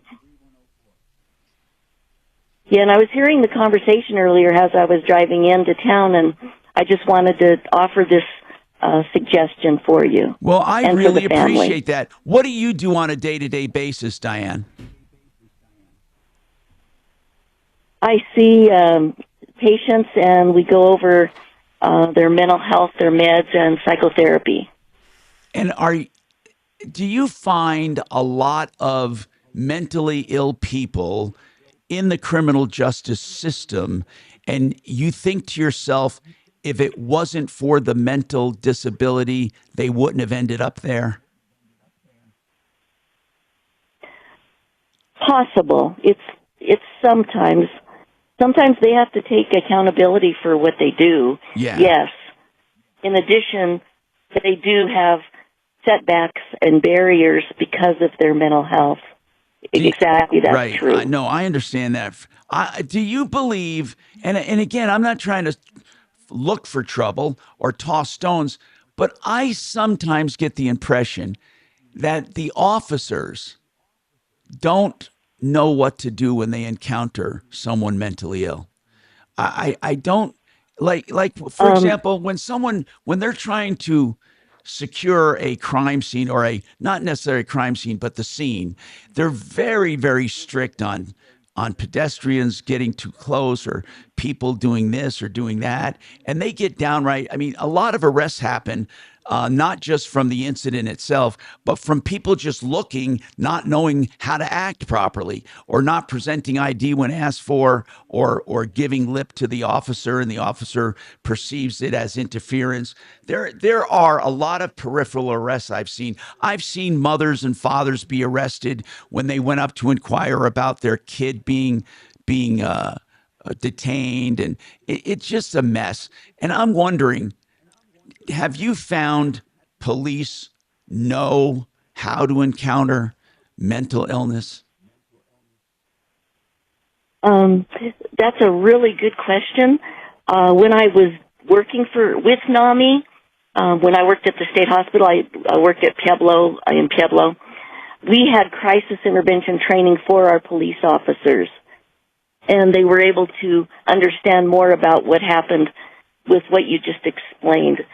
Mental illness, family members, and understanding that you have to pursue and address yourself in different ways when you're delivering information. Now, I understand police, they're there to enforce the law and to protect us. And I'm sure there are people thinking, oh, Tom, you bleeding heart. What are you talking about? If they're breaking the law, they're breaking the law. But I'm wondering if truly many times all it would take is a kind word or touch or some kind of different kind of intervention, and how much police know about that. Again, I laud police. I love police. I think they do a wonderful job. Didn't Denver come up with something like that, where they come out and they try to talk to you or something? Didn't Denver try something like that? I don't know, Mark. I don't know. Well, they do have, they do have training. It's called crisis intervention training, and you teach them about how to listen, because the voice class that you do with the officers, they're hearing people's voices, so they cannot even pay attention to what you're saying. And that's a lot what happens with patients when they're psychotic, is they're hearing voices in their head and they have no idea what you're saying to them. And that's part of the training. I am sure it's called STAR, Support Team Assisted Response. It's in Denver, it's called the STAR Team. I am sure there have been many, many times that suspects have been shot to death because they did not know how to react properly, and they were in an episode of some kind. Exactly. And I'm not blaming anyone for this. I'm not blaming police. I'm just saying it's a shame. But I mean, God, that's asking a lot of police to roll up on a scene and try to figure out, is this just some pissed off guy? Is this an outlaw? Or is this just someone who wants to, who's truly having a mentally ill crisis? Well, Tom, there's a especially tragic case that just happened in Clear Creek County a couple of years ago. This kid named Daniel Glass was murdered by. Was that the one in the driver's seat of his car? Yeah, he was stuck on some dirt road. And then they broke the glass and shot him. Well, I don't know what they did before murdering him, but they just blasted this kid. I know it, and he had called them for help. He called them for help. Yeah, and Clear Creek County deputies and maybe some police officers from surrounding jurisdictions went on trial. They got charged, and it's still winding its way through the courts. But that was there's video of it available on. I know on the internet. I think the kid didn't do anything to threaten the officers' lives. I think sometimes police, they issue an order, right? It might be get out of the car, okay? It might be that simple, or let me see your ID, or get out of the car, and the person just says, "Officer, I called you for help," or they're just trying to talk, and the officer is one track. They don't want to hear anything except, "I said get out of the car," and they keep emphasizing that one thing over and over and over. And I think people don't know. I've said this before. Yeah, but they don't know what's going on in that car. They don't know if someone's reaching for a gun in that car. All they know is someone's not following their instructions, and they were called to the scene. I totally agree. And there are cases where that person inside is saying, but officer, and trying to say something, and all the officer cares about is get out of the car. And I'm just wondering if there is some way that citizens, and I've often said this, even in high school, kids should be taught, we should be taught how to react when police pull us over. Police are trained on what to do. Police are trained, but pedestrians, or I shouldn't say pedestrian, but people, just regular citizens, don't know how to act. For example, this one. Go ahead. You follow what the cop's saying. I mean, I disagree with you. If I'm getting pulled over and they're like, put your hands out of your car, that's pretty straightforward. My hands are going out of the car. But Mark, we're talking about mentally ill people who don't perceive those instructions as or even maybe so, but look at the caller we had first hour. Mm-hmm. His mother called the police because he was threatening her life. How are they supposed to react when they show up? I know. There is no easy answer to this. There really isn't. But Mark, as you were saying, if they would just comply to the request, like, let's see your hands, right? Let's see your hands. Very simple request. Or that's generally the biggest thing, because they really don't know if you're going for a weapon or something. Yeah. But what is it about people that want to explain themselves all the time. They say, but officer, and, I didn't do anything wrong, or I called you for help, or that's not why I called you. And it gets into this show me ID. They pull them out of the car. They throw them to the ground. They put their knee in their back. I mean, it just gets escalated so quickly. I just wish there was a way that people understood how to act. And again, is it simple obedience? And a lot of people, I think, are confused about being mistreated, or what they feel is mistreated, or handled roughly. Like, why are you handing me so roughly? But Tom, there's always the other side of the coin, okay? And in fairness to our law enforcement listeners, there are some who don't exactly, keep things on a de-escalated basis and are quick to take things up. And there's talk of things like driving while brown, and you enter race, and you enter all these other factors into it. And you don't just have the nice officer saying, put your hands out the car window. There used to be stories, and I've heard them from clients as well, where, police dogs have been unleashed on people that haven't done a darn thing in the world wrong. So, I mean, as much as you'd like to have a simple rule and have everybody go to a compliance class and learn how to just be a good little defendant when you're pulled over, the reality is it's a different experience with different police and different potential, people that are getting pulled over. And there's just simply no one way that everything goes down. Yeah, I guess you're right. It would be nice if we had some kind of de-escalation happening. I know, but I have noticed that so many times where you just think, my God, this whole thing just got so out of hand. And to me, in my opinion, now you get some smart ass defendants or smart ass people, but I'm talking about most of the time, it's an officer that's just a little too excited. They're just way, way, way too excited. And they start like barking these orders and assuming they're going to have a tough time. And they do the takedown, from a normal sitting position. Hey, what's going on, officer? I just asked this person, blah, blah, blah. They said to me, I said to them. All of a sudden, this person has their face in the dust. And the officer is saying, I told you, blah, blah, blah. It's just, I don't know. Is police work changing? Are they getting more? Are they learning more? Or is it the same? I think I honestly think it'd be terrifying to be a cop. I would never want to be one. I love what they do, and in very general terms, just protect the public. But I can't imagine pulling someone over on Santa Fe at 2:30 a.m., with very low lights out and just not knowing who the hell is sitting in that car. To me, that's just terrifying. I know. And where their hands are, what are they thinking? What are they going to do next? You're right. Hey, we got a break. We're so late, it's crazy. Okay, we got more coming right up. What's going on there? I just got carried away. KHOW Denver. Are you on? Yeah. You're on some stuff today? Radio. Not deprived. I mean, well, it's just not. It's not. Look at bro. Now, impact traffic. You can assume for the next 4 months I'm going to be on and off stuff. How about off the radio? I hate hearing you sound wore out. Kind of reminds me of Jay coughing all the time. Remember that? Looking at backups with delays right now. I hope you're never fighting a life-threatening disease and someone suggests you just get off the radio. I am fighting a life-threatening disease. I'm fighting being alive. I think why the hell do you think I go to Golden Corral? I'm committing slow-speed suicide.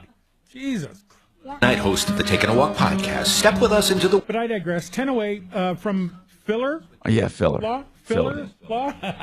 Interview podcasts. Listen to Taking a Walk on the iHeartRadio app or wherever you get your podcasts.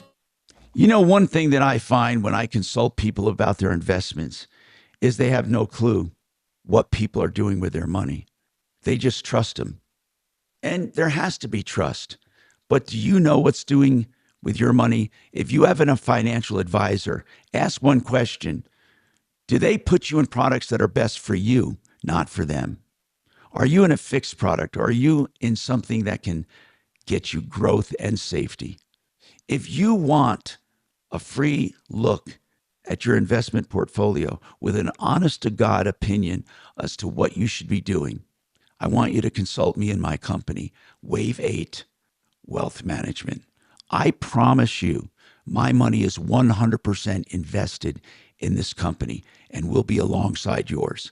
If you're looking for someone who practices what they preach and has results to show you, then I want you to call us at 303-771-HELP, 303-771-4357, or look me up, wave8capital.com. You okay?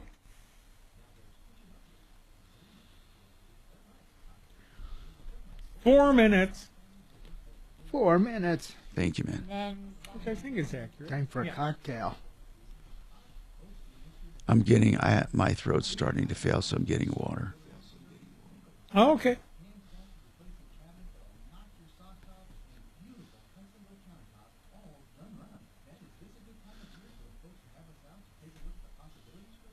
Thank you, man.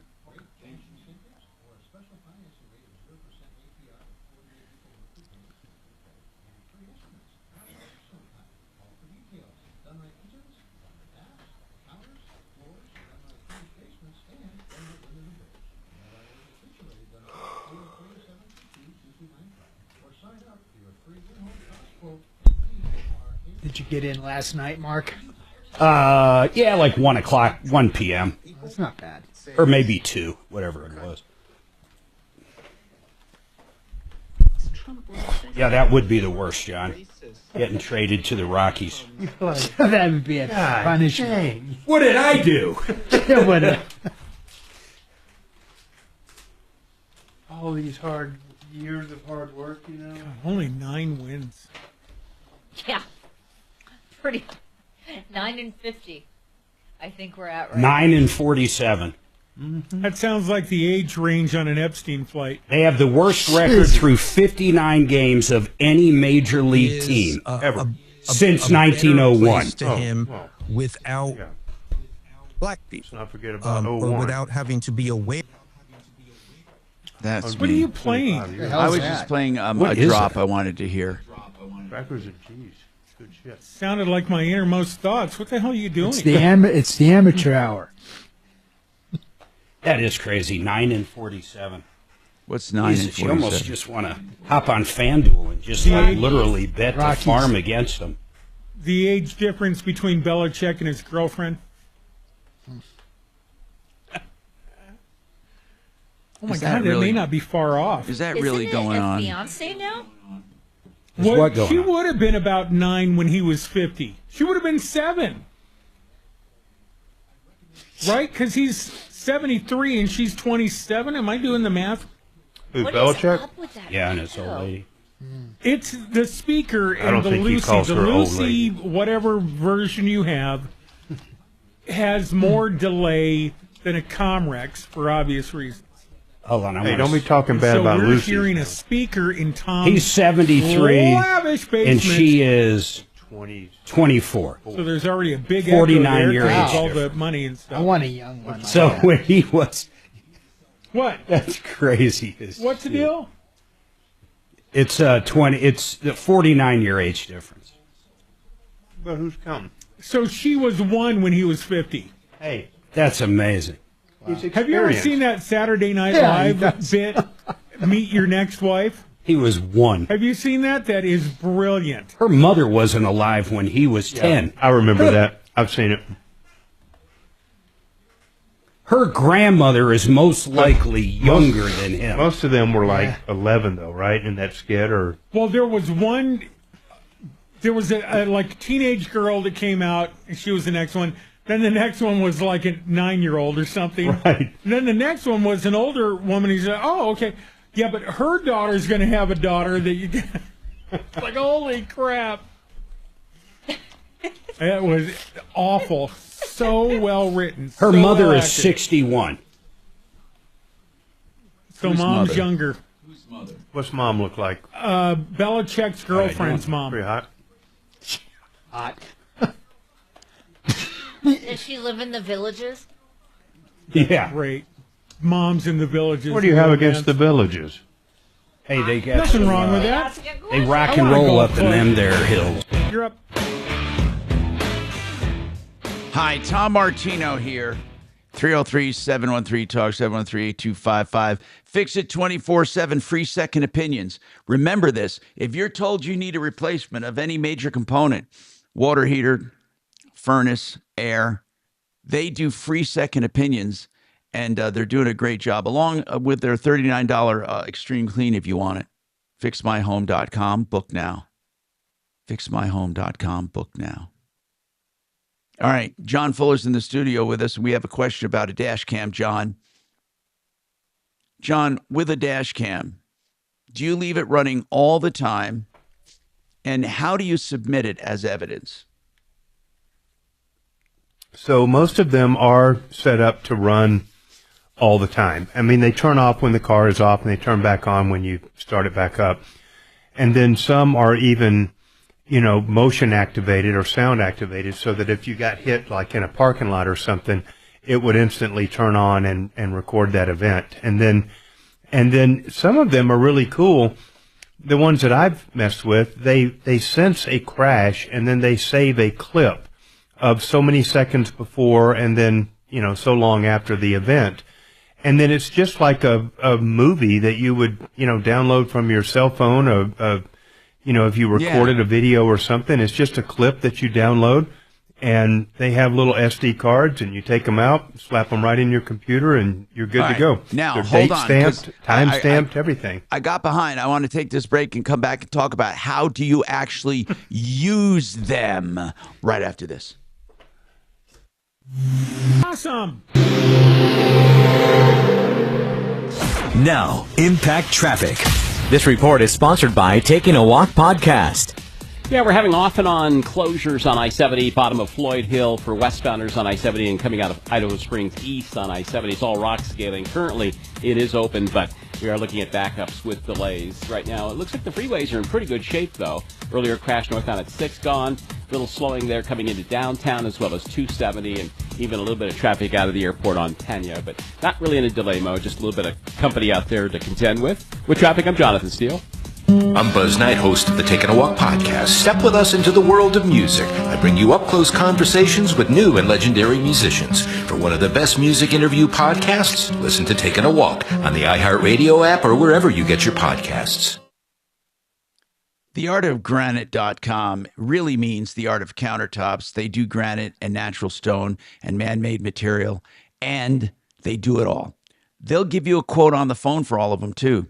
Call them and tell them what you have in mind. Maybe you take a pic with your smartphone, but it starts with a phone call. I'm going to give you that number. You call and get your price. They do wholesale on all countertop materials. Tear out and haul away is always free. And they always have incentives like a free edge treatment or backsplash. Or maybe you want a bathroom vanity when you have the kitchen done. They do that free. There's a number of different incentives and pricing on the phone. Call now and get all the information you need to make a wise decision. TheArtOfGranite.com, 303-386-5919, 303-386-5919. Hey, you heard me talk about my Wave 8 wealth management. One thing we tell people, you need an emergency fund and you need to get rid of high interest debt before you do any investing. So I'm telling you right now, if you have equity in your home, you can get rid of high interest debt that you've accumulated on credit cards or other kinds of loans. Get rid of them with AmericanFinancing.net. They're partnering with me to help people get out of high interest debt. There's not one good thing that comes from paying high interest. It's all a waste. So what you want to do is get as much principal paid as possible through a smart equity loan. And you only have to use that part of your equity to cover that part of your high interest loan. Then you can pay that off quicker if you want, slower if you want, or you can pay it regularly. Here's the bottom line. You're in full control. It improves your credit and it taps the equity in your home and puts it to good use. Start building wealth. AmericanFinancing.net. Tell them Martino told you to call. They're standing by. 303-695-7000. 303-695-7000. Awesome, thank you. I woke up one day in our old cul-de-sac, and he had the KOA van parked at my neighbor. He was he was sleeping with my neighbor for a little bit. Talking about terrifying. I love her. Shannon was? Yes. In Castle Rock? Seeing the KOA van with the antenna on top of it, 3 homes down at Annie's. Yep. Oh, God. I liked her a lot. I was like, what is this, a joke? But speaking of sex shops, I did lose a girlfriend once because we went into a shop, and at the end, the woman behind the counter said, "Do you have a loyalty number with us? You know, where you give your phone number." You go, "Yeah, I do." I rattled off my number, and the girl freaked out. After you spend $100, yes, you I have an get account 10% here. off. Yeah, I have a loyalty On any used toy. Shut up! You're getting $5 off this big thing. Shut up! You imagine Thank Shannon you for coming this. in and buying edible underwear. Yes, sir. Did you run into my daughter? Yeah, she's just leaving. Oh, Lord. At least you didn't have the little keychain little thing that, you know. Little fob to get Exactly. on the way check out. I wonder what that fob would be shaped like. Yeah. Oh my God. Yeah, can't tell you how often I think about that moment. That was super fun. Sure it was. I was like, well, where else are you going to get this stuff? I can't. It's not like King Soopers, although Walgreens, Walmart, Amazon, spread out anywhere. Well, this was a while back. This might There's have been a- before. Oh, it was probably before. I was Walmart's parking got the car like in your full blown, neighborhood. you know, adult toys now. Well, what I hate is that they have the condoms locked You up. know at what's the outside? Walmart. I was going to say that it'd be funny if that shit's locked up. I don't know if they lock it up or not, but having to go up and go, "Excuse me, can you open up the dildo drawer over here, please?" Need customer service to family planning. Family planning. We need an associate to vibrators, please. You're going to need a cart. You're going to need a cart. Can you? Someone needs help with the KY aisle 8. 2-person job. Aisle 11. 2-person There's one of those businesses or adult theater, something like that on the like right by the Miami airport where the off-campus parking is and stuff. And you're always on the shuttle bus when you go by there to get back over to your parking thing. And it's like, that place is freaking full. I don't care what hour of the day or night that you go by it. There's like 30 cars in the parking lot. Printing money. God Awesome. knows what the heck's going on in there. I saw a YouTube video the other day of a guy that said his buddy wrote his number inside of a porta potty saying, "Send me pictures of your, you know." Wow. Oh, Lord. Oh, my Put gosh. his friend's that's my cell new number thing. in there. Oh, He said for 2 years he was getting text I'll messages. start with Ryan Schuling. Okay, here we go. To listen now.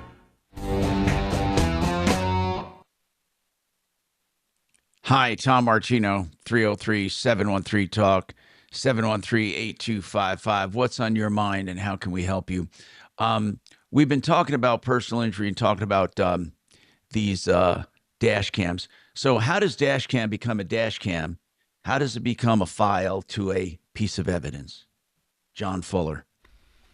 Well, you know, most of the time, the real value of a dash cam is in liability disputes, where you've got each side saying it wasn't my fault, the other guy ran the red light, or, you know, whatever. I mean, it's always a denial of any responsibility, and then we've got this beautiful 4K color video of exactly what went down. And normally, at least in my practice, when we have a video, it just shuts down the liability dispute completely.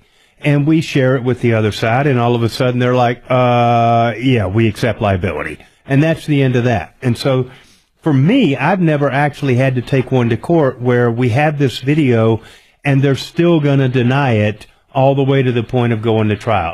I've yet to see that. You know, color video. So you're saying it doesn't necessarily. You're saying it doesn't necessarily ever have to be evidence.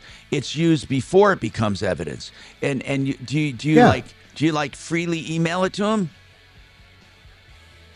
Yeah, sometimes. I mean, we're going to share that with them and but at the appropriate time. So Okay. yeah, they get it. And sometimes he says it discourages the trial. Getting your house ready. Awesome. Okay. Didn't exactly say that. Okay. Yeah, this guy's facing now. This is no one has died yet. One is in very bad shape, but he is facing a hate crime, murder, assault, and other charges. I don't understand the murder. I don't understand it at all. I've handled plenty of cases, and the one major component of murder is a dead body. It's a dead person. And murder in the first degree. Yeah, that's premeditated. Solomon was charged with murder in the first degree. I mean, I can pull up the look. I guess you can charge anybody with anything, right? Well, you can't. Let's think about Well, they did. Did they have video of him actually spraying? You want gas? those Jack in the Box tacos. Don't put those phrases together. Tom, it's about what you After deliberation and with the intent to cause the death of a person other than himself, he causes the death of that person or another person. Seriously. Or he procures the conviction and execution, blah, blah, blah, blah, blah. Maybe it's an assumption that one guy's going to die. And he knowingly engages in conduct which creates a grave risk and thereby causes the death. Everything is causing death. You have to have a death. Well, and I bet you can't not where have a they're death, coming period. from. I bet they're being told the one guy in critical I don't condition is going care. to die. They can't charge him until he does. Well, they did. No bullshit. They That'll never did. pass the inaccurate. pH. It's just not true. There's no way. Well, I mean, they're saying they fucking charged him with murder. Okay, then you. Yes, Your Honor, inaccurate. I'd like a preliminary hearing today. Okay, officer. Anybody dead? Nope. Okay, judge. No Let him- PC. Let him out. Okay. Someone might die, though, Your Honor. Yeah, well, you can get another bite at the apple. Okay. That would be called attempted murder until they do. Which is equally good at holding somebody in jail. How about aggravated $10 assault? million bond. Let me Yeah. look at some. Ain't go anywhere. I'm going to look at some. The road here. You might have 10 mil. Yeah, there's one that wasn't bad. But how do you order? Hey, look at Diddy. How do you make sure you get Diddy didn't get no not bail. all flats or not all? This guy lit people. Think about this. This guy lit people on fire, and he's got a $10 million Has bail. a clear jet. Okay. Diddy's got a jet. You're right. Not for very much. Diddy might be a flight risk. That really sounds Diddy went to the Bahamas the day that they raided his house. He said, "I better go cool out at my other house." I better go Bahamas." cool out. They're really hard. And flew his ass down there. And they're like, Mr. Diddy, Wingstop. we would like to place you under arrest all this time. He had to fly back to Miami to get put under arrest. He's probably wishing he didn't fly Yeah, back. why did he do that, John? Explored, Right. I don't really trust the. You should have went to Dubai, Turkey. $1 million. So I don't really care. They're gonna put that right. There is nothing good anybody has said about Diddy in that trial. In fact, just when you think it's bad, you're like, damn. What? Yeah, he is. Do you think In he's that as video? Motherfucker. Do you think he's as bad as R. Kelly?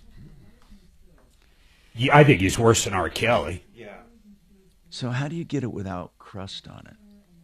Oh, they'll tell you if it's breaded or not on the menu item. I rank him up there with the Clintons. The Clinton. Yeah, that's bad. Diddy. You get once you start throwing around Bill's name.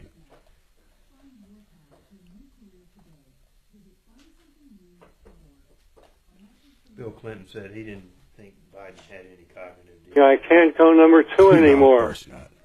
It's because he has cognitive defects. They probably met each other a lot at Epstein's house. Like, yeah, you didn't think That's that right. had any issues either. With your picture on it. I still love the fact he committed suicide alone in a cell. All the cameras were broke. No guards around. It's an amazing tale. Yep. And there was the coining of the word suicided. Yeah. He was suicided. What a mix and match. Boneless. That's pretty good. Oh. Boneless is like Classic wings we want. Right. And what's mixed He and was matched wings? I think Epstein's assistant committed suicide. I think she was too. suicided. Yeah. She had a lot of stuff. The only ones that are going to be left in that whole ring are going to be the Clintons. I was kind of sad to see Ghislaine go down. I don't know. Oh, I see. I didn't see her as being as culpable as they made her out to be. Well, I think she was the madam, man. She was kind of running the shit. That woman knows some shit on people now. Let me She tell you. knows. She's probably got notes. She could get suicided very easily if she wasn't careful. You want water, John? No, I'm good. Thank you. I got some. I would love a water boat. Thank you. Don't get suicided. In this place, you probably should.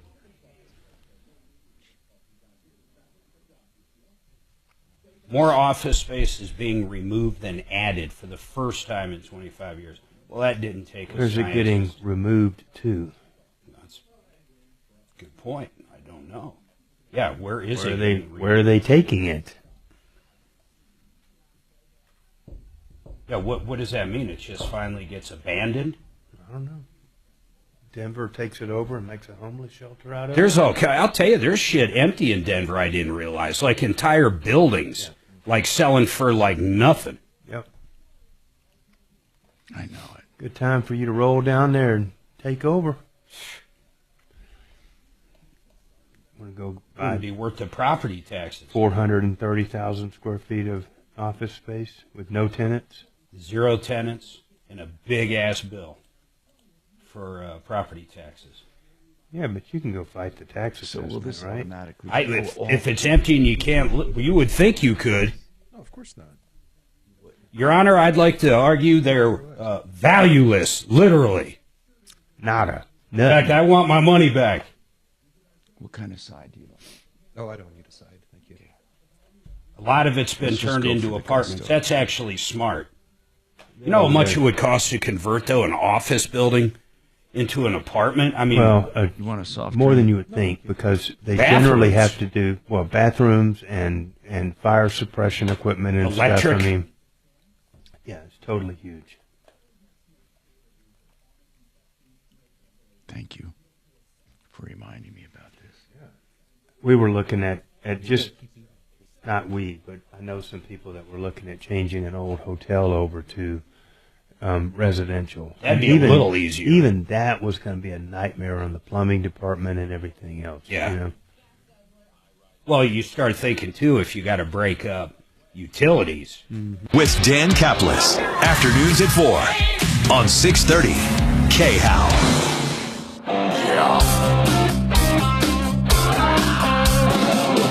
Ripped off, bad news. You need advice so you don't have to lose. We'll come running just as fast as we can. Troubleshooter's gonna help the common man. This is the Troubleshooter Show.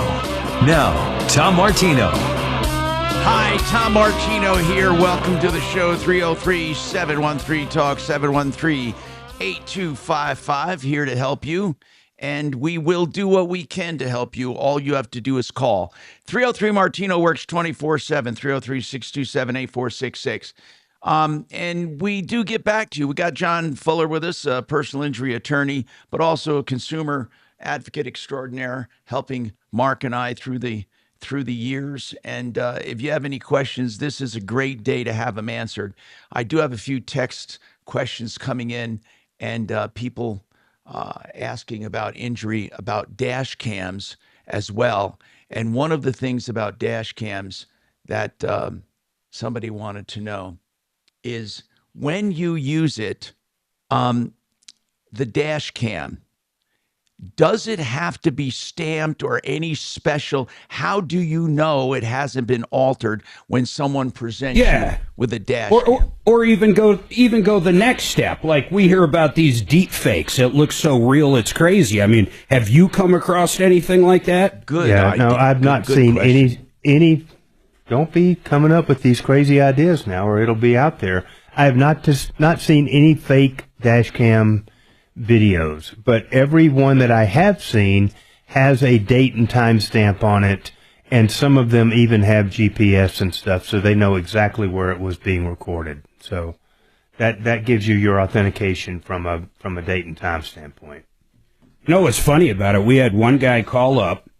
The other person received the ticket for an accident, and then a third-party dash cam, I remember that, yeah, showed up going the opposite direction. Yep. You couldn't even see it unless you know where to look. Yeah. And sure enough, everything got reversed because of a third party's dash cam. Yeah. You sent that video to me. I saw it and called it and said it clearly was not this guy's fault, or it was this guy's fault, whatever the case was. Can you imagine you're in a position to where the other person gets a ticket, it looks like the other insurance company's paying for all your stuff. Yep. Then the next thing you know, it shows up. Have you ever had a client, John, where the tables were turned that drastically? Yeah, for sure. I mean, we've had 2 or 3 cases where people have just pulled over, walked up to the cop and said, I have a dash cam and it caught the whole thing on video, and here's my SD card, it's on here. And so it does happen. And then, the challenge for us is we have to get the video out of evidence and stuff in order to use it. But, listen, videos are almost indisputable. When there's a video of the light turning red and you've got a nice long pause and your client is starting to go across the intersection and all of a sudden just boom, this car comes out of nowhere, it's really difficult for them to stand up and say, we think the other guy was at fault. It just, that whole argument just goes away. Yeah. Do you ever have accidents, let's say it happens in a parking lot, and it's a Walmart or a Kroger or something. Is it hard to get that footage? Is it really pulling teeth? Yes. Or can you generally walk into Walmart and walk out with it? You're not walking into Walmart and getting any video of anything. And the same is true for all these grocery stores and that kind of stuff. Why do you think they're so hardcore on it? Well, they're just not going to give it up without a subpoena. I mean, they're not going to let you, they're not crazy about you knowing how broadly they video everything in there. I mean, I've had a case where a lady fell in a grocery store chain, and we eventually got the video, and that video linked to different cameras, followed her all the way out to the parking lot, into her car, out of the parking lot onto the public street, and then down about another block. So she literally, from the time she got there, was on video till after she left. Except for the 10 seconds of her fall that they tried to delete and not give us. We're missing 20 seconds. We got every single frame of video that there was, and it was amazing. I mean, truly amazing. And we're not talking grainy little crappy, surveillance cameras. We're talking really high-end stuff with people that are super skilled at doing it, sitting there with a little mouse joystick following this poor lady around the store and zooming in on her shoes. I mean, we had zoomed in on a pair of Uggs that you could read the size on it. That's crazy. It's amazing. Now, John, so they don't just give up that technology. John, are you saying they individually track every shopper? No, but they get to pick who they are. There's people that sit up there with their little joysticks and can follow whoever they want. But if somebody falls and that gets captured on a particular video, you're liable to see them focus in on that person and then start following them for the rest of their time in the store, because they want to see, are they walking okay? Are they still limping? Are they limping on the correct foot? Did they call somebody? Are they on their phone? Did they take pictures of it? I mean, if the person shows up with a bunch of photographs and they have a video that shows that she didn't take them, they can at least argue that it wasn't taken contemporaneous with the fall and stuff. I mean, they don't play fair at all. And so, I tell people, if you fall in a large store like that, you need to know that you are likely on video, and it's going to be super detailed video of everything that happened. Hey, Mark, you need to know that. Speaking of Walmart, Mark, there's some YouTubes where people tried to sabotage Walmart and make it look like they had a dangerous situation, and then the person would then fall, or they would set up the dangerous condition and then be victim to it. No, the world's largest retailer with the world's Walmart deepest captured pockets. all of it. What I don't understand Self-insured. is I bet they did. Why do these people feel anything is? I'll bet you every square inch of a Walmart is covered in video. Would you say? Absolutely. Yep. And so I would agree. I think they were spilling something in the aisle. I mean, all these bigger stores, I don't care if it's Target or Walmart or Kroger, King Soopers, they all have loss prevention. I mean, it really depends on the area, whether you have one LP person or if you literally have an entire management team and 10 employees. They might have that at the DIA store, where in Elizabeth, they've got one guy walking around acting like he's shopping. Yeah. But, here's what I will tell you. Well, hold on. One other thing, though, Tom. When it does come to LP and all these things, what you'll learn is one of the biggest thing is inside theft. I mean, people shoplifting, sure, that's a big deal we hear about. But when you really talk about things disappearing out the back door, that's the big money. Right. So it's for policing their own employees as well, of course. Yep. Oh, yeah, LP for sure. LP, what do you mean LP? Loss prevention. Oh, okay. Yeah, they can zoom right in on a register. I mean, and like John was saying, if you can read the shoe size, I mean, literally, you can count the dimes in the till. Right. Okay. Yeah, it's pretty amazing technology. Go ahead.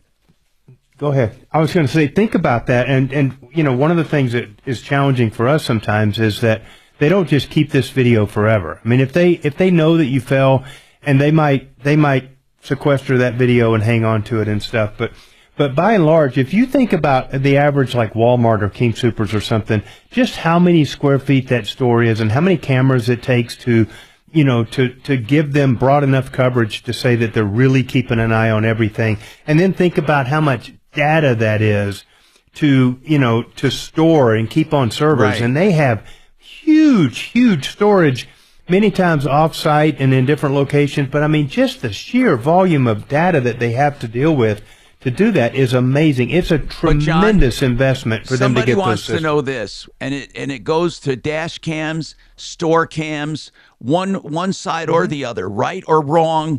It doesn't matter. Here's what they want to know. What would be the harm if you want to get rid of the video for your own reason? Maybe it shows that you were guilty of negligence, or maybe the store is at fault and the store says get rid of it. There is no law. Is there a law? Or I should say there is. I want to ask you, is there a law? Well, generally you would send a letter, right, John, trying to preserve. Mark, I mean, you would warn them. Mark, I'm talking about right away, okay? Is there any kind of a law that says you must preserve evidence? Well, no, not just on your own accord, but when we get involved early on, one of the very first things we do, like day one, is send these defendant corporations a letter saying that's what Mark was you talking need to about. preserve this video, and there's a concept called Spoilation, and we send them a letter saying you are hereby put on notice that you are to not destroy any, and we have a whole laundry list, But video, how binding audio, is that? How binding is that? Well, let me tell you, the rules of evidence are pretty clear. If you have evidence and we put you on notice that you're to hang on to it and not destroy it, and you destroy it, it gives us the ability to get what's called a negative inference in front of a jury. And that means the judge will say to the jury, hey, Mr. and Miss Jury, there was video of this incident captured, okay? However, the defendant erased the video. And as a matter of law, you are entitled to assume that there must have been something really bad on that video. Okay. And you are to afford that all of the credibility that you might otherwise have done. Well, that's like you were saying about that grocery store. They had that woman literally pulling in the parking lot to when she left, but the 30 seconds, what mattered was the only thing missing. Yeah. I mean, that's insane. That was tragic. Yeah. We got more coming up on the Troubleshooter Show. K&H Home Solutions now has painting available. K&H Painting Pros, khwindows.com. Technology. You walk under this bridge thing, right? And it knows everything in every single thing, no matter where the barcodes is. It knows everything in your damn basket. Everything. And it's fucking crazy. You know how, like at Costco, they count the items or whatever? Now you go through, and it literally knows everything and can compare it to the receipt you just got. Just like that. Does it check it out for you? So eventually, well, no, that's where it's going next year. This. So eventually, once you just tie it into your app, you'll just walk with your buggy under there, and your app. Go for it, Tom. Sorry. Right now? Yes. Okay, thank you. Well, Homefesters is a company that wants to buy your home, no questions asked. Now, you may love the price, you may not. But one thing I can tell you, it will cost you nothing to find out. It is one phone call. It is a company we've endorsed because they're straightforward. No closing costs, no inspections, no tire kickers, no loan approvals. They just come, look, or they go online and look and give you an offer. That's it. Homefesters, 800-44-BUYER, 800-44-BUYER. Fix It 24/7 will do the extreme clean of your air conditioner. We still have not had that scorching heat, and when it comes, you're going to be sorry if you haven't had your AC refurbished by Fix It. Fix It, as the name implies, wants to fix it, not necessarily replace it. But if you do need replacement, free second opinions always from fixmyhome.com. Book now. That's Fix It 24/7. They'll give you free second opinions if someone says you need something, and that's free. No obligation. Find out what the true price should be. Fixmyhome.com. Book now. Sorry about that, buddy. That was on me. No problem, brother. I was telling my son, man, back when I was 16 working at a grocery store, my assistant manager, Ronnie, if he caught some kid stealing a candy bar, he'd go out there and shake him down and take the fucking kid's wallet. I mean, literally, he'd shake him down for whatever he had. I mean, that kind of shit just doesn't happen anymore. And you'd be glad Lonnie didn't call your parents or bring you out back and smash your face in. You'd be happy giving him a 10. Jesus Christ, it keeps telling me to make a required selection. God damn it, I don't know what that fucking means. Right inside the door, and he was like their loss prevention guy, you know. So he's wearing like a tactical vest. Okay? And he's just at least one I selected. I selected everything you told me to select. It won't let me. It won't let me. Cable that comes up, and he's got his body his walkie-talkie, but it wasn't. Just won't let me order. Like a cop cam. Yeah, but it was really like a dang GoPro with the screen on it that showed it was recording at the time. Yeah. So you knew you were being recorded if he comes up and, you know. And he's got like a little radio. Will not. I mean, I've ordered everything it asked me to order. He's mall cop. Yes. Mall cop. He's on his way to mall cop. All he needs is a Segway. Kid could not have run. There's no way he's got printed the link to that store, much less selected out this the parking lot to run somebody down, you know. Walmart will fire your ass, you engage. This? Simple as that. You're gone. What, if you try to Same stop with him? Kroger, same with Target. If you try to stop him? Yeah, if you try to physically stop a shoplifter. What the hell do they have the security I people selected there? 4 of those. If and 3 of those. Oh, just show. I don't. Yeah, even, hopefully. I don't even know what to do. Oh, from the presence. I'll do one more. Little camera here, like. Now the only way. Put that candy bar. Some of them, like in Aurora for a while, they'd hire Aurora PD off duty that were full blown in their uniforms. Now they could stop and actually put people under arrest. So that's a big deterrent. But think of the cost factor on that. Yeah, those guys are so complicated. Oh, that's big dollars. Yeah, and that company, I don't care if it's a bar or a Walmart, they pay. I've had several police as clients over the years and stuff, and when you start looking at wage loss and everything, their wages are one thing. It's their overtime where they really make the bank. Oh, big time. They don't have anything for wings only either. I mean, so when Miles was 18, so COVID 2021, he was hourly at Walmart in Elizabeth. Okay, here. He made $93,000 that year. Now, hourly at Walmart, and it was because he was working 75 hours a goddamn week, man. There was nothing else to do. I mean, it was paradise for him. I'm sure. Choose. I mean, what else are you going to do? Literally, there was nothing else to do. Has he got a girlfriend yet, or is he going to be the single man on Single No, in Nebraska? he actually just, him and his girlfriend made it official, if you will. She's out here, but he only lived 3 hours away. Now he's 5.5 with his new store. And I was just out there helping him look for homes. It's a college town. There are a lot of girls his age out there. Really? I was shocked compared to where he lived before, Norfolk. Way different story, man. Or Scotts Bluff. Optional. Nothing. Yeah, that girlfriend might be packing up. She's got it. She's almost finished up with her master's. There's nothing to require. She's like, Nothing. Yeah. She's moving out there. Won't let me do it. It was, I was shocked, man. I was really shocked how small this town was, but a lot of girls his age. Like every grocery store, every bar, everywhere. I mean, there was more 20-something girls than I saw of any other people. It made me take 20 things. Traction in all conditions. Always monitor traffic and weather conditions. This hour from the Trajan Wealth K-House Studios.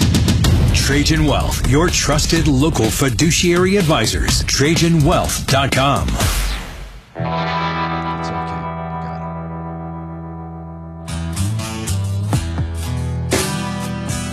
Hi, Tom Martino here, 303-713-TALK, 713-8255. What is new in your life and how can we help you? We've been talking about evidence and how to get evidence, how to preserve evidence. And John, I wanted to know, along with this texter, it's something I had brought up before, and they just reminded me. Have you ever had a scene of an accident where you know there are traffic cams? First and foremost, traffic cams I need to know about, John. Does every municipality have a traffic cam of some kind somewhere, or intersections cameraed? I mean, what, you must be well versed. And can you get it? If they do have one, are you allowed to request it? Right. You know, so there's different kinds of dash cam or different kinds of traffic cams or intersection cameras or whatever. Most of the cameras that you see on intersections, by and large, are traffic control cameras. In other words, they don't record. They're just sensing whether or not there's a vehicle. So as an example, you could have a turn lane that if you had 25 cars in it, it stays, with a turn signal to let all 25. But if you only had 2 one time, it senses that there's no cars and the light turns a lot quicker. Those don't record, and therefore there's nothing for us to get. I have only had, as I think back over the course of my career, I've only had a couple cases where we actually had film from one of those municipal cameras that we were able to get our hands on. How about like the traffic ones, like these red light cameras? I mean, you would think if they capture you barely missing a yellow light, and they send you a ticket, they'd have it. Well, yeah, if there's recording going on and it truly is recording, then yeah, we can get a copy of it. But I mean, it's so rare that we don't even really worry about that unless it's really a factor, and then we have to send out an investigator to go take a look, or I have to go by there and film the intersection or something. But that's why I'm such a big believer in the dash cams, is that you can control whether or not that accident is on video, and all you got to do is just put that camera in, and you can control whether or not anybody ever sees that video. That's true too. Out of curiosity, John, when you do look at the video, does it usually support your case? I'm just curious. Well, yeah, most of the time, but not always. I mean, we've had cases where it didn't support things, and it's not that I sent it to the other side at that point, but they stopped being my client. Okay. See, that's good to know. I mean, like you said, you can only fight for people when they have been victims of something, right? And and with people, yeah. I mean, I'm not gonna. There's no way I'm going to continue with the case and continue advocating when I've seen a video that proves that my client is not telling the truth, and maybe not even intentionally. Reasonable people can have different opinions about what happened, but the video just clears that right up. And one in particular I'm thinking of, he was adamant, and I believed him, that the light was green and that this other guy had run the light. That was one of those where a third party came up to the cop and said, "Hey, I've got a video right here's the SD card, have a good day, officer. And once we finally got that video out of the police, lo and behold, our client was just dead wrong. And we showed it to him, and we withdrew from the case, and that was that. I mean, we'll have no part of that. John, are there times when it really could go either way, or there's truly some shared negligence, or like everyone did something a little wrong? Yeah, I mean, there are times where there's more than one person that shares some fault for an accident. Particularly when you have like multiple vehicles involved and stuff like that, it almost always is going to involve a shared degree of negligence over 2 or 3 different people. But or like a parking lot, 2 people backing out at the same time. Yeah, and I abhor parking lot accidents. They're just terrible. But yeah, I mean, and there's a mechanism to deal with that. We have comparative negligence, rules, and the jury gets to assess that every party has some negligence in there. They get to decide what percentage they attribute to that person. And then that's binding in terms of an adjustment of the verdict based on that percentage of comparative fault. Okay. That's well said, because it is a little bit of your problem, a little bit of my problem, and therefore there's some kind of apportionment of blame or negligence. So when you have somebody, this is a text, a rear end collision, but there are 3 or 4 cars involved, is it always the last car that gets blamed for everything, or is it a daisy chain? How do you sort through these when you have a car in the middle of the pack, John? Yeah, it's hard. And we frequently get down to really trying to figure out, and even looking at some of the onboard, computer sensors and stuff to see how many impacts there were and stuff. I mean, that's a difficult one. And sometimes people really don't know if they got hit once or twice or 3 times, but it's pretty simple. If you have 3 cars sitting there and none of them had hit each other, and one car comes along and causes that chain reaction, they're on the hook for everything. If there was one collision followed by a second collision followed by a third one, then you're going to have to try to apportion that between all the different people. When you have what you just said, so let's say 3 cars and a truck comes up, a bigger truck, whatever, hits the one, and boom, boom, boom, daisy chains. And let's say all the vehicles are totaled, and there's someone injured in each vehicle, but it's state minimum insurance. Is it simply divided by 3 at that point? I mean, who determines who gets the money? Yeah. First come, first serve? No, we have to fight about that. And we do all the time. So you fight with the other attorneys? Yeah, we've got a case right now where 5 people got injured by somebody with minimal limits. And well, it's probably not even worth taking a case like that. Yeah, there's there's other, other stuff that we get to, but strictly from the at-fault party, there's $25.50. So there's $50,000. It might get split up 5 ways. It might get split to where only the 2 badly injured people get the money and the other ones get nothing. I mean, how does that work between you and, let's say everybody's got an attorney, so you're dealing with somebody else's attorney. Yeah. That's not at fault. How do you come up with a scenario to where, okay, they might have been injured more, but that doesn't mean my guy's not injured? I mean, how do you guys play fair? I mean, how does that generally work? We don't always. We do you fight. Go, okay, my guy's got UM coverage, so we have that to go after. Maybe. I mean, my guy paid for his UM, so why should he take less because he was smart to have good insurance? So, frequently we go to mediation on those, and sometimes we go to court on those and let a judge decide it. But it's strictly a matter of negotiating and But if the judge had to decide it, what would the merits be? Who's hurt the worst? So that's typically where it's...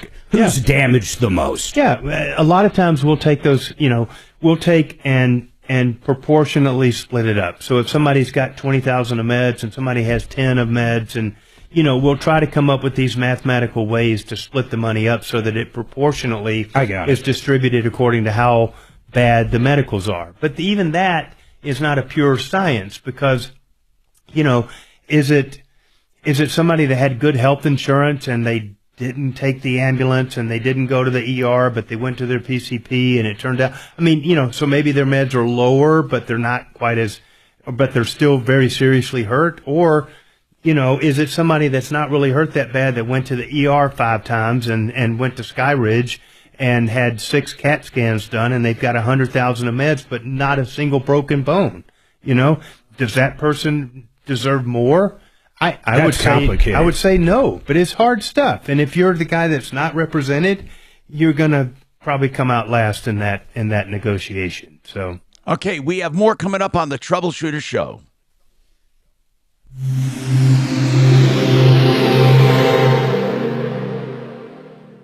This is Denver's talk station with Michael Brown in the morning and Dan Kaplis in the afternoon. 630 KHOW Denver. Now, Impact Traffic. This report is sponsored by Rapid Radios. Now, we're currently looking at a closure due to rock scaling on I-70. They've been working since earlier this morning, probably up until about 3 p.m., but currently we've got a closure there, eastbound out of Idaho Springs and westbound coming down Floyd Hill. Definitely backed up. Should be reopening here before too long.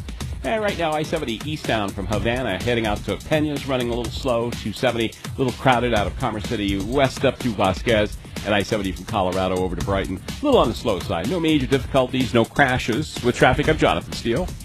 Stay connected when it matters most. Be prepared with Rapid Radio's walkie-talkies. With instant push-to-talk and LTE nationwide coverage, you can reach family and friends in any emergency. 100% private, no contracts, no hassle. Stay safe. Order now at rapidradios.com.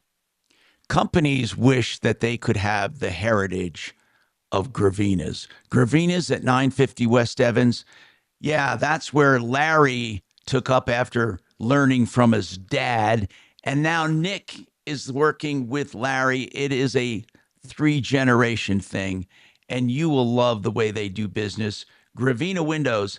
Let me tell you what's great about Gravina's window siding and doors. They have 50 lines of windows, multiple lines of siding, multiple lines of doors. You're never pushed to one product. You're pushed to the product that does your job the best and with the best value. And they're certain to find one, whether it's your fix and flip, a rental, or your dream home. 303 Gravina. It's that simple. 303 Gravina or gravinas.com.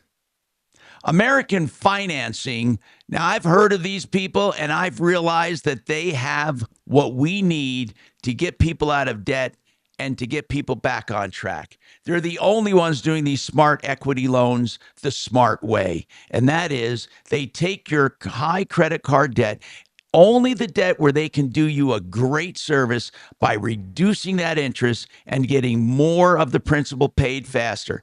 And they do that little side loan, that smart equity loan. And now you can pay faster, slower, or right on time, but you're in full control. Your credit improves immediately, and you're on your way to getting rid of that waste and getting on your way to financial freedom. Then you can start investing once you get rid of that high interest debt. You may want a complete refi. They can do that too. You might have to take cash out. Whatever it is, you can trust my friends at AmericanFinancing.net. 303-695-7000. 303-695-7000. You can drive it off the lot. You know, I don't care how big it is. You literally can get behind it and drive it. So it doesn't matter how. As long as you're comfortable with it, it's fine. As long as your check clears. That's like my sailboat I was looking at. I'm going to end up out there and the wind's going to pop up and I'm going to end up in Tahiti and not know what the fuck to do. That's them. Your insurance company might That's them. but, Yeah. But the sales guy, he don't give a shit. He should do that. Let me give you a complimentary map. Who the hell took it? God damn. Okay. No, it works. But you can ring it and I'll hear it. On TV say always are pushing. Have you been hit by a truck? Have you been involved in a truck accident? I mean, it seems like you're obsessed with the truck. You had us running around, you asshole. Listen, if you've been hit with a truck, you call me right now. What are you talking about, Tom? Oh, shut up. Your Your Well, pizza's probably there. like a common carrier, like Mark was saying. We didn't order pizza there. Mandate them to have more insurance. Well, that and what's the other reason? Okay, you're Jack in the Box. It could be Yeah. Truck drivers. No, physics is real, and if you get hit by an 80,000-pound corn truck, you're likely to have more catastrophic damages than not. So Dude, my bus is massive. I didn't think. If Okay. you're fishing out there for cases, go with the one that's going to get the most damage with the most insurance. You know, A truck or a semi. they don't Picture usually just the have- fuel, man. Yeah, they don't. 200 gallons of fuel everywhere. Okay, I didn't fathom that. I didn't think that through. I thought it was because they had more insurance. Well, that's part of it, but they also do more damage. I mean, Too late now, truck though, hits because a we got wings. freaking passenger vehicle. 20. That one on 70 was how many people that dude killed who didn't fucking hit the off ramp. I mean, he was just plowing. He was just killing people. He was Yeah. using cars to slow himself down. He was fine too. He got up, some bitch walked away. Can you believe that? Killed left 10 people dead, and he walks away. Then Polis commuted his sentence down to. Yep. And they only had he didn't have the right. Well, he didn't have a CDL. He definitely didn't have the training right because we knew he didn't know how to brake, but he had the CDL. But there was something weird. Oh, he might have been logged over or something. He might have been overtime. Over the 8 hours or 20. Okay, I didn't. Should have seen this fucking plane I flew in the other day. Single prop, 6 seats. Captain's like you can touch him on the back. It's Hey, like- Mark, did you find out which plane it was? Yeah, it was a little. It's a little Cessna Caravan. Did he have Oh, a Caravans are nice planes. Mark? Yeah, well, let me tell you, man, it scared the shit No, out but of me. that's a nice plane. You're the co-pilot. It might be cool for a little private pilot cruising around, but as a commercial airline, okay, I'll tell you the realistic shit here. Taking off, you've never heard of it, and don't look up the safety record. I've heard it all now. So there's nothing like being a DIA behind a 737 and a 777 behind you, and you're in a fucking what amounts to a Cessna 152. Who was? Is that like the big truck? 10 seconds. Southern. CallFuller.com. Denver's talk station, 630 KHOW. Hi, Tom Martino here, 303-713-TALK, 713-8255. So, in speaking about accidents, personal injuries, negligence, and all of that, there are many other areas of damages other than traffic accidents, of course. That's one of the areas, of course, in a major area. But there are other areas. But in general, when it comes to injuries and damages, there's always a question, or not a question, a comment we get when people call us John. And I'm reading through the lines, and I'm reading the code for it. When a person says, I can't find an attorney to take my case, that makes zero sense. So I always ask me. Yeah, well, you know what I mean. Well, when they say no attorney will take my case, and by the way, this is not just personal injury. This is for all kinds of cases. Normally, when they say that, they mean contingency, because you can hire an attorney to take any case. You pay them by the hour and say, please do this. Now, they don't see any merit in it. They may not do it. But most of the time, if you pay by the hour, they're going to go right up to the courthouse steps. So when someone says, I can't find an attorney to take my case, the very first thing is they're talking about a free attorney or an attorney that works on contingency. And in many cases, you're right. You're not going to get an attorney to do all of the legwork and to do all of this hoping to share a prize with you. And a lot of consumers take it for granted, or they assume that all attorneys work on contingency, and they don't. Even when there are big awards to be won, even if you could win an award of $250,000, there are some attorneys that would rather take that on a fee simple basis. You just pay the fee. Others might do a contingency. Some do a hybrid. They do a contingency, but you have to pay expenses, some of the expenses. So it's really when somebody says, I can't find an attorney to take my case, what does that usually mean to you, John? There's a problem with the case. I mean, either Simple. Liability, no damages, no coverage, no reasonable likelihood of recovery. I mean, there's a problem. And listen, people like me are in business to make a living as well. And just like you wouldn't go to work and not get paid or not make money, the attorneys are the same way. They're not going to, I don't just do the work. I invest money. I pay my staff. I have, quite an operation going that doesn't happen for free. I promise you. And so when I take on a case, I am making a promise to that client that we're going to dedicate those resources and our time and our efforts and my staff's time and efforts into getting a good outcome.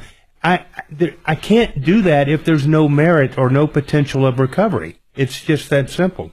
Right. There has to be some way to recover that money. And so when they say, I can't find an attorney to take my case, there is usually something wrong with the case. And you have to really figure out what it is. Now, in calculating damages, you said something, John, that I think so many people get wrong. And there could be the most outrageous, unbelievable, sympathetic case where a young father is killed, mowed down by a drunk driver who is like as wrong can get. And this father, let's say, just passed the bar. And this father has 3 kids. And there are all kinds of potential jobs he turned down. And his career would have been worth millions. This is a case, whereas if someone had $50 million in insurance, it's possible that this person could have cashed in on that $50 million. But when you only have $50,000, there's nothing you can do about it. And I cannot tell you, John, how many people have called and said, but wait, it's not fair. Oh, I could line people up around this building that have been in that situation where their damages far exceed the availability of insurance proceeds. Or just the price of the car. Well, that happens all the time. I mean, that's just... I mean, look, you're in a state that has $15,000 property damage coverage limits. How do they do that? The last time I remember buying a car for $15,000, I think I was like 16 years old. That's what I'm saying. How come the legislature here does that? Why? Because of the insurance industry, the insurance, lobby doesn't want to.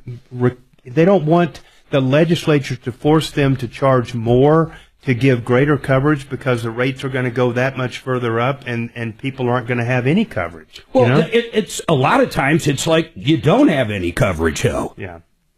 That's true. Yeah, it is we like have that all the time. Coverage. But listen, that's why I'm such a big proponent of uninsured motorist coverage. I mean, I've got a case right now where we have catastrophic losses. Catastrophic losses. I don't even want to tell you the full nature of the losses, but they're bad. And the guy that caused it appears, although I'm not convinced yet, but appears to only have like $50,000 of coverage. Well, that's just not enough. I always ask myself, would you trade places with the person, for this amount of money? And it's almost always not no, but hell no. It's just not enough. And that's just the nature of the business. But you can keep that from happening by buying enough uninsured motorist coverage. And I get it. You got to eat on the one hand, and, do I eat? Do I pay insurance? Do I pay the kids? Whatever. Do I buy insurance? I get that it's a trade-off and money doesn't grow on trees. However, the difference between having the minimal limits or, God forbid, having liability only out there and not having any sort of when you get hit by one of the 2/3 of Coloradans that have either no insurance or only the state minimum of $25,000, you're talking about your life potentially changing its course, and you not potentially being able to do your job anymore and supply and support your family anymore in exchange for $25,000. Well, people that's just will not worth it. People will go out and they will purchase liability insurance to cover others, but they won't cover themselves. Or you hear this which all is the nuts. time. They sit in my conference room and they're like, I got an umbrella. We got lots of insurance. I got an umbrella. And you're like, okay, here we go. We pull up the policy and look at it, and lo and behold, it's just an umbrella, which is just additional liability and not UM coverage. And all that wonderful umbrella didn't do a damn thing. And they didn't have two nickels to rub together anyway. I mean, it's not like they truly were a liability target that needed an umbrella. They should have taken the money they spent on the umbrella and bought just a little bit more liability and then the same amount of UM coverage. Their family would have been that much better off. John, is there such thing as an umbrella for uninsured or underinsured? Yeah. Yeah, it's not per se an umbrella for uninsured, but what it is a rider on your umbrella that extends that same coverage to uninsured motorists. And I absolutely have it. Mark has it. I think Dimitri now has it on his. We've all talked about it. It's available. If your carrier doesn't offer it, and not all of them do, change carriers. Well, that goes back to exactly what I said. People will go out, get an umbrella. Break when you can, buddy. People. But they won't get an umbrella to protect themselves. Yeah, it's absurd. Exactly right. And then how about MedPay real quick? Like, that's pretty dirt cheap. Wait, let's the talk highest about is Mark. 20. We gotta hold it. We'll take it right after this. Talk about MedPay. It's a very important coverage.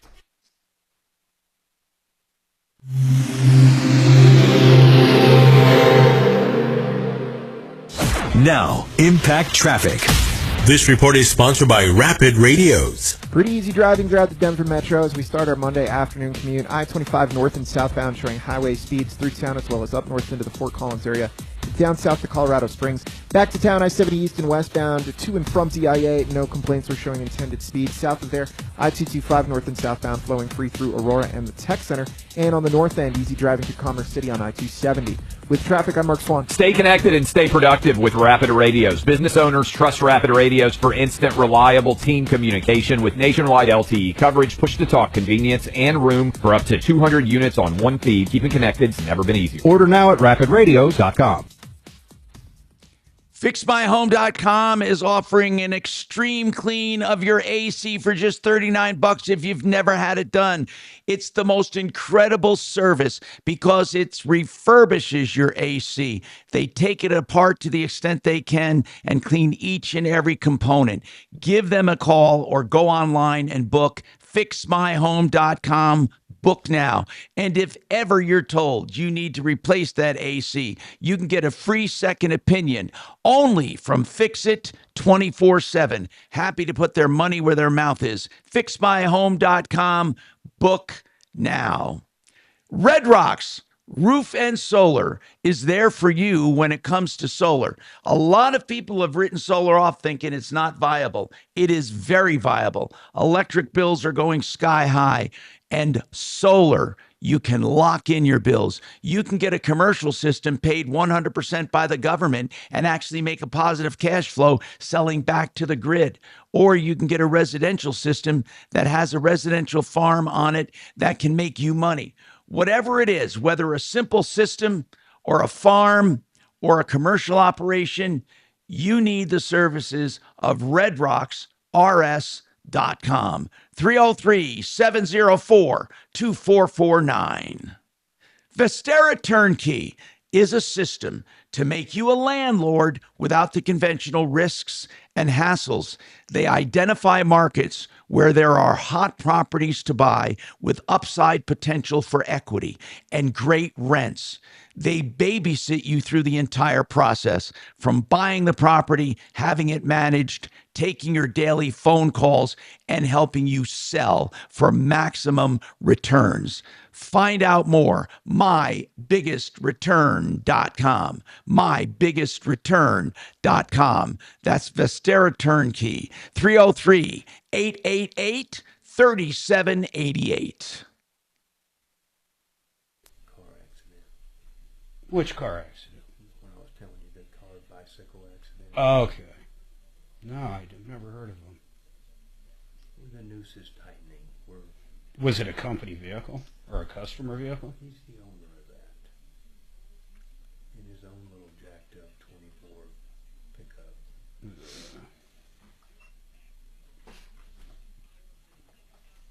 I had a guy in a wheelchair hit me. My insurance company paid out $500,000. He fucking rolled Adam into did me tell and me to rolled tell right up you on top of my car. The worst part about Vietnam vet, no legs. is the flight. The guy probably called me. That's it. I had one like that. Everything else is amazing. And you get to see Like in Russia. the middle of the block, he decides to That's the route they take. cross the damn Colfax and got run over. I'm like, there's no case, dude. No case. Yeah, this was a bad. I mean, if you want to turn off the volume, I can't. Tom's got to do it, so don't even pretend. He's like, It's ongoing. Motorcycle? No. It's gonna have so much fun. I'm like, I'm shocked I've been there's there not like more, 5 times. What the bad hell are you car versus complaining scooter about? accidents downtown. Yeah, those little. Both. I mean, it's shocking. There are some, but I'm surprised it's not a daily event. That's what I mean. I've seen some people. Okay, I'll tell you something interesting, though. In Boulder, if you get on one of those scooters, if you're not on an authorized area, you literally have to push the scooter. Oh, is it? It's geo-tracked to the point where it's crazy. I don't understand why Denver doesn't geo-track like that. It deactivates the motor. Yeah, literally. If you go, I didn't know that. If you go to where you're not supposed to be, inside the green bike lines, your scooter won't work. I'll be damned. Huh. Really? Your scooter just doesn't work? There's a few years ago during coming out of COVID, Suzanne and I were at a hotel downtown, bar hopping on one of those scooters. She was on the back with me. Really? How the hell we even didn't get into an accident, I don't know. 2 of us on one of those on little a scooter.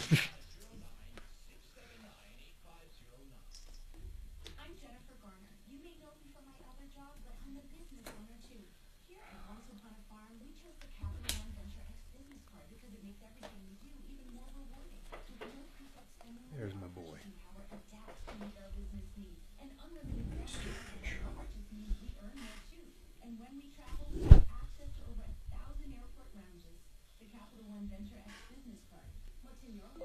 Hi, Jerry. I did get him some heat. Is his name in here? Working okay, but in the future, he's going to be calling you.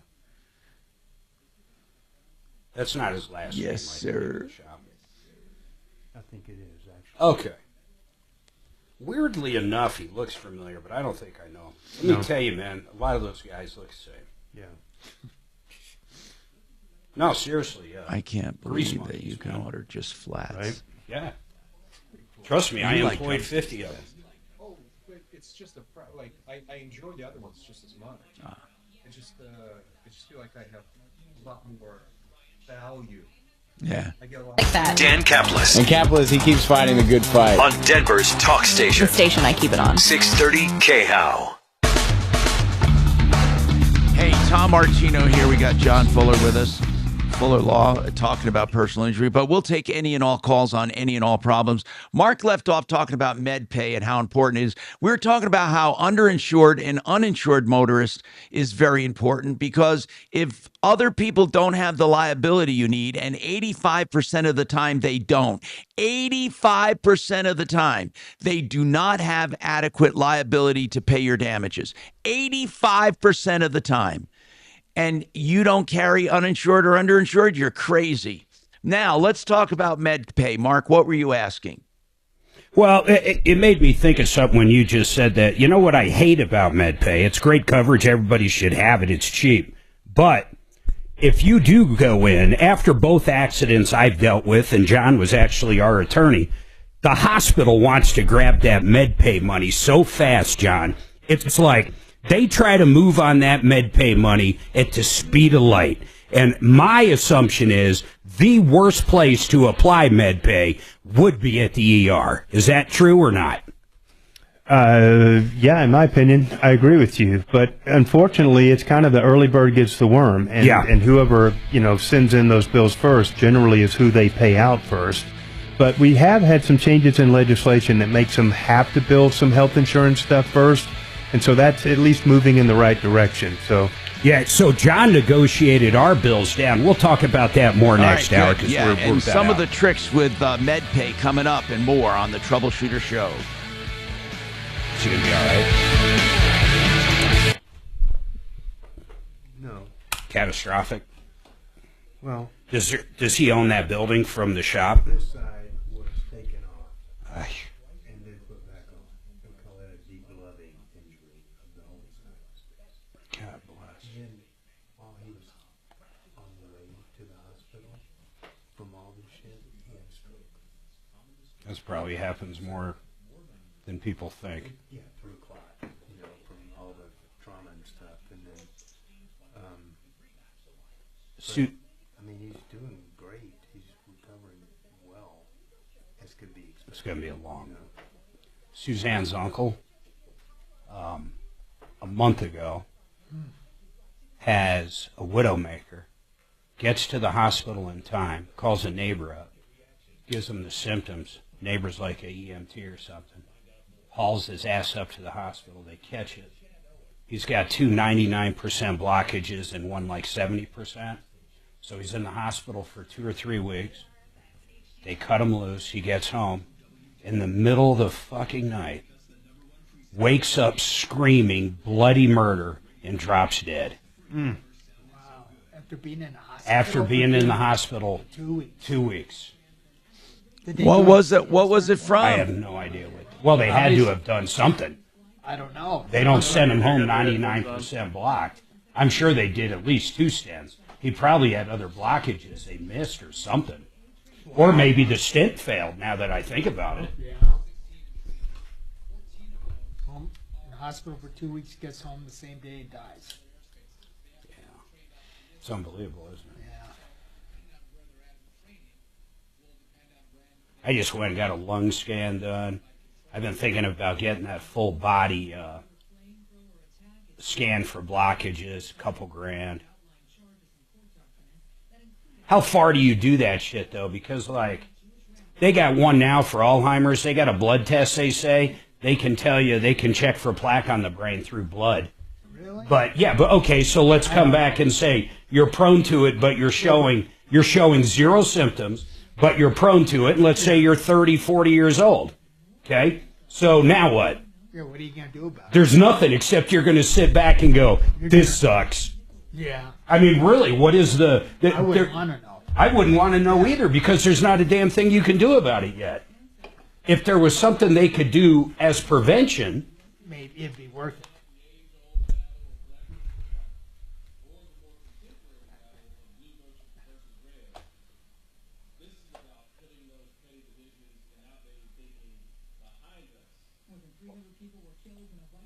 Yeah, God, it sucks. Does he own that building? Or you don't know? Oh, he does. Oh, okay, so there's some avenues. Does he have a mortgage on it? It looks like he borrowed against his house to fund the building. So it may not be encumbered. A lot of vehicles. There's a lot of different stuff going on there. State Farm is the insurance company, and they don't tell the truth about shit. You can just count on. I don't know if you know or not. You count on a lot. That's funny. But they have this bad habit about their business model. On the way back from the net. They don't write one. I don't think it has a permanent vehicle. It doesn't? Okay. I've never seen it. Nobody uses it? I don't know if it So works. you don't always know. What's the benefit? To hide the money? In my opinion, it lets them say he's just got X number of dollars of insurance, and that's all there is. But that's not true. But they really don't tell you about the 7 up. Now, it used to be. I had a case where I found like 7 State Farm policies, and I stacked them and got every one of them. Wow. You know, on a case. And the judge allowed it. No, the judge wasn't even involved. I got it before litigation. Oh, wow. But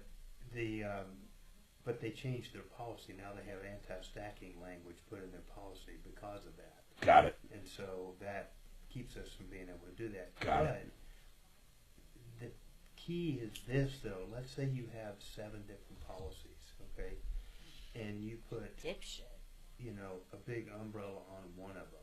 I may not see that on any of the other 6. But it exists. But it exists. And they don't have to tell me if it's one of these. Yeah. Deport him. So how do you dig for that? Dig and dig and dig, you know? Wow. Run asset checks and look up everything and try to find somebody that knows, you know, something. I mean, It truly is hunting. You could pay somebody to go do the background on it, but, you know, but what if we're wrong and all he's got is, you know, a paltry little sum, then you just spent $2 or $3 grand on investigation and came up with nothing, you know? I've always said, like, how do you know if someone has life insurance? Like, I don't care if they do, it doesn't matter. no, nothing to do with yours, though, but it's one of those things, like, there's no registry of it. Oh, yeah. You'd have to go out to 100 different companies, and I don't even know how that looks. And they probably wouldn't tell you the information. Why would they tell you? Right. Hello, sir. So unless someone knows they're the beneficiary, I have no idea how you would even go.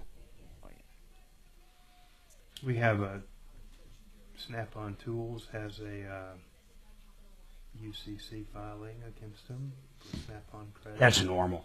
Yeah. I bet Napa Auto Parts does. Whoever his main supplier is, they're going to have a UCC on them. I know. You get down to the secured creditors. I mean, they might own most of his shit, honestly. He must have a lot of Snap-on Tools in there. There's a whole bunch of their filings.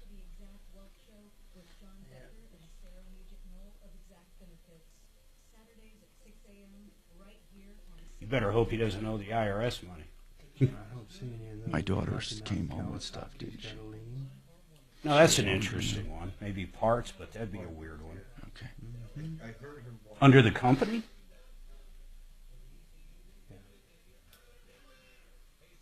Looks like he might have a $300,000 mortgage on. No, that's on his home. Okay. Caliber Home Loans. That's his home. 300,000. It's about a 700. Was it his first Dewey? This guy. It's not a Dewey at all. Oh. A male suspect. No, He was? It's a. Not paying attention. So. Free Palestine. The Dan Capla Show. Afternoons 4 to 6. Monday at 4, nothing better than a little law and order on the Dan Capla Show. I'll be in trial, so Sheriff Steve Reams will be in charge. Join him at 4.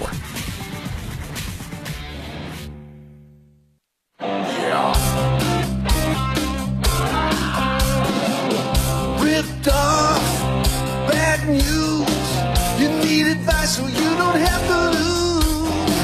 We'll come running just as fast as we can. Troubleshooter's gonna help the common man. This is the Troubleshooter Show. Now, Tom Martino. Hey, Tom Martino here. Welcome to the show. 303-713-TALK, 713-8255. We're here to help you. What you have to do is give us a call if you have a problem, question, or complaint. We do have some texts I'm going to get to on issues and things to ask our attorney on for today. I happened to find this statistic that I found was unbelievable because someone actually took the stats, put them all together. The website is a research website on cars. It's called iSeeCars. That's ISEE cars.com. And they put together this based on leasing data and other data on cars that hold their value the most over a certain number of years. And they picked a 5-year depreciation period. Cars that hold their value the most. I was pretty surprised to see that on the top 10 list, we had 1, 2, 3 American cars in the top 10. But something I found very shocking, there was one brand, and it's more of it's kind of borders on exotic to sport car model. It's not really an exotic, but it's not your run-of-the-mill sports car. And that has 3 entries in the top 10. 3 entries. And that being Porsche. Okay, the number one car for holding its value over a 5-year period, Porsche 911. The number one car for this is taken into consideration leases, purchases, resales, wholesale. They've done a massive data dump. So Porsche 911, no matter what you have to say about the car, I mean, it might be expensive and all of that, but it is absolutely the highest value holding car of all for 5 years. Next, Porsche 718 Cayman. 2 Porsches, 1 and 2. Number 3, as you would expect, I would expect a Toyota on this list. Toyota Tacoma, the truck. Now, now, for example, the Porsche 911, which is number 1, only depreciates about 20%. Only 20% over that period of time. If you think about it, my Beamer went down more than 50%. More than 50%.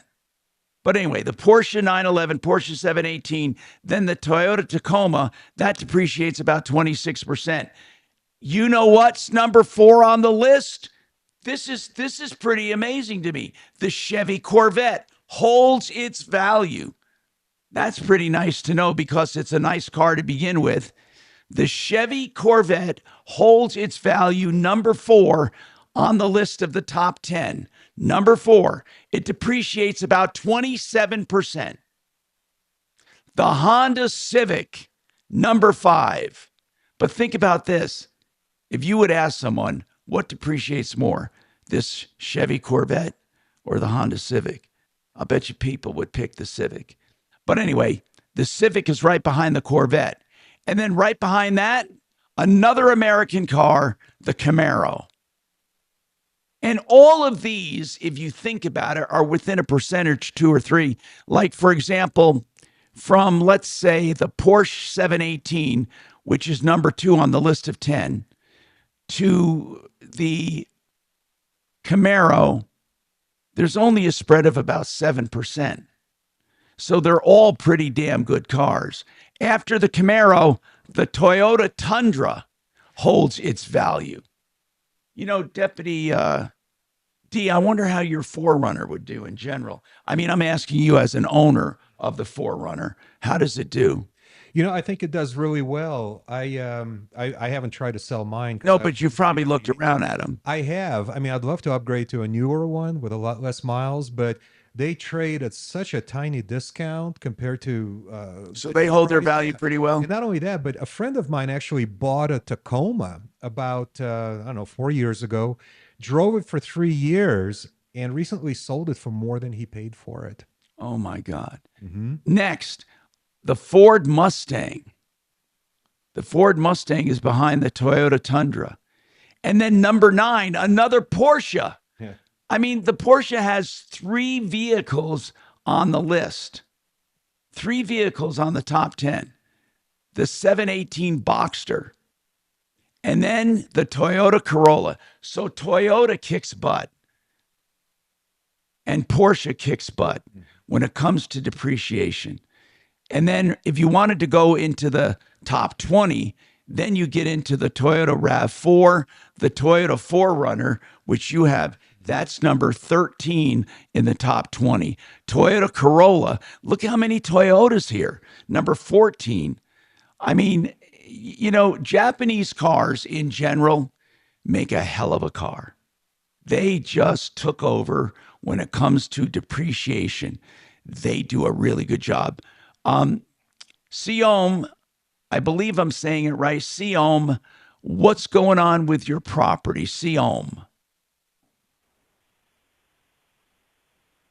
After remodeling, before I have agreement with Colorado Living Pass for remodeling my shower. Okay. But after remodeling, I don't know, that's damage my. Well, let me ask you. You hired the company to remodel your shower? Yes. And what did they do wrong? The wrong is they not work it properly. What did they do wrong? Inside. What did they do wrong? What did they do wrong?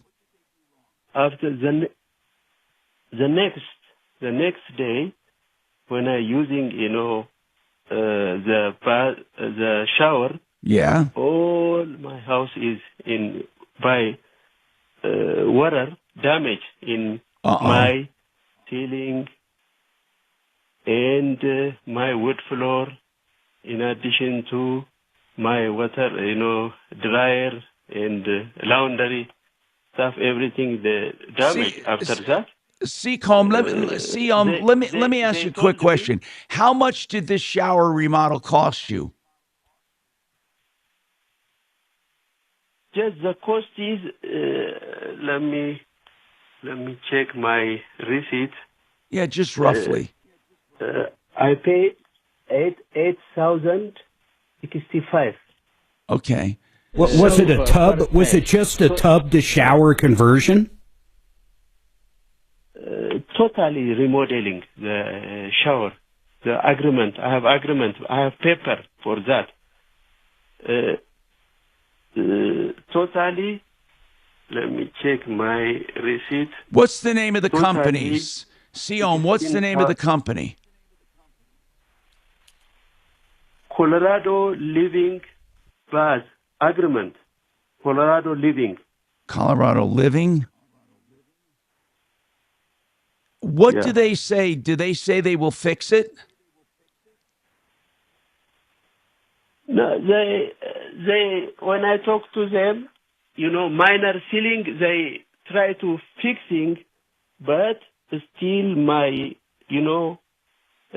my wood floor is damaged. After that, every day I'm calling, I'm calling, not, just,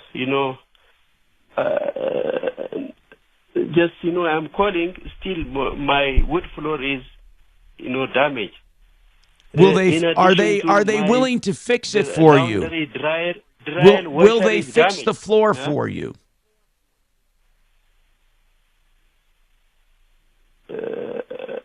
Ceiling? Will they fix your hardwood floor?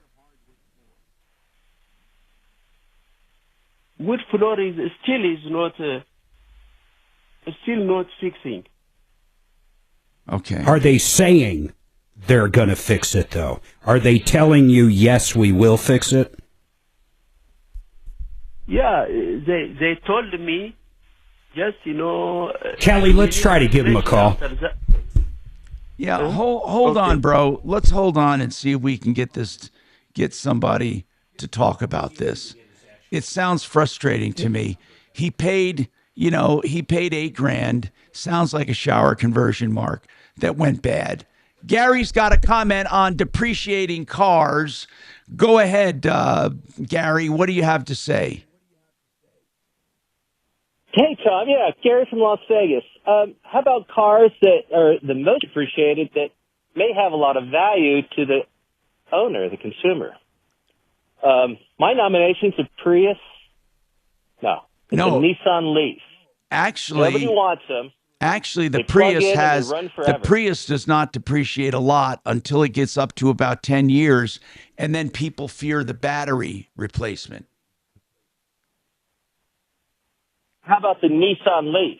They depreciate humongous over the first 3 years. They were giving those away for a while. Forever. Yeah, they're bad. Yeah. They're had one bad. for 5 years, and it was a home run. You know, Gary, Tesla in general isn't great either. I mean, the Model X isn't bad, but most Tesla models depreciate at warp speed. Yeah, EVs So in I general bought my are bad. depreciated car. Buy it depreciated. I paid $5,000 for my car, ran it for 5 years, and it was a home run. What was I'm it? thinking about doing it again with a new a Nissan Leaf. Okay, but you might have hit it just People in the don't right want them, time. and there's a lot of You lucked technology. out, Gary. You lucked out. You probably found a buyer that really wanted an EV and couldn't afford a new one. Normally that doesn't happen. Exactly. So I bought it for $55. I sold it for $5, and I drove it for 5 years. Yeah, there. And I think I can do it again. People, they buy these electric cars, they don't want them after a year or two. Yeah, There's a you lot know of great what? technology, and if you know what you're doing, You're right. You're right. Hey, Mark, why do EVs depreciate so much? Is it the battery, the fear of the battery? Well, it's not all of them that do. Like I said, the Model S and especially the Model X don't depreciate nearly as quick as the Model Y or the 3. And then, of course, on the Nissan, I guess people go out and they buy one. I mean, kind of the weird thing is like that Nissan. I mean, you got to charge that thing all the time. It doesn't have a very long range, and it's probably not right for a lot of people, and they don't realize it till after they buy it. But listen to this, man. I've never heard of Alpine Nissan, but these guys have, I mean, this is so absurd, I can't even tell you. A 24-month lease, and I'm sure there's a lot of, there's a lot of stuff going on in this, but a 2025 Nissan Leaf SV for $49 down and $19 a month on a 24-month lease. Come on. Think of that. that's free driving. That's free driving. That's basically free driving. Yeah, I agree, man. Wait a minute.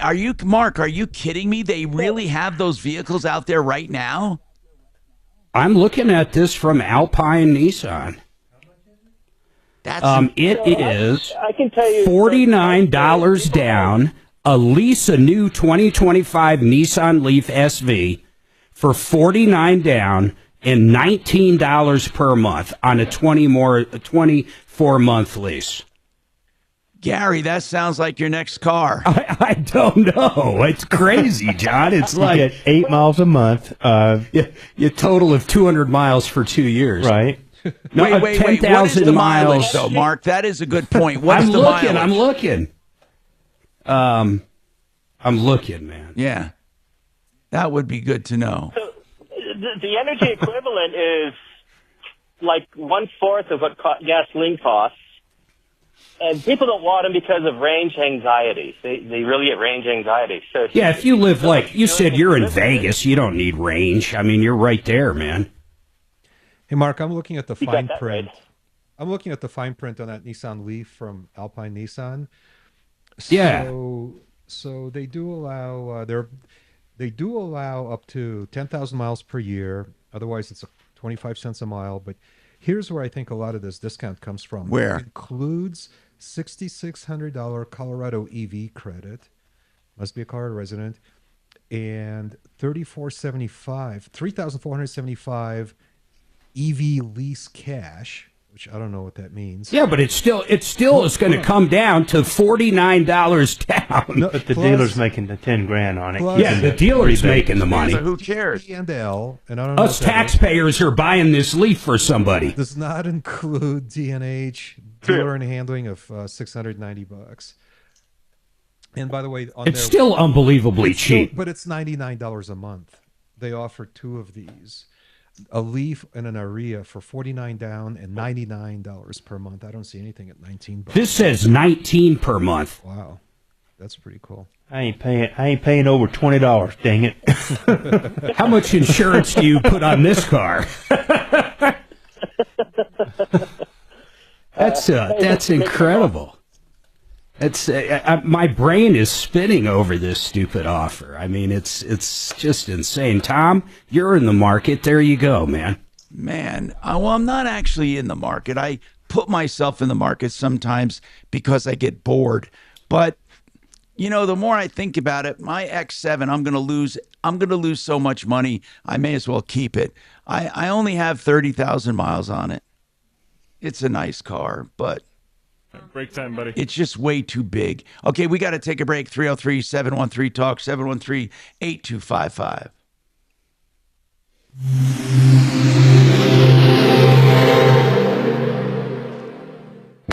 Hi, Dan Cicchini. For your kitchen update done right, go to drhi.com. Great cash incentives or a special financing rate of 0% APR. The worst.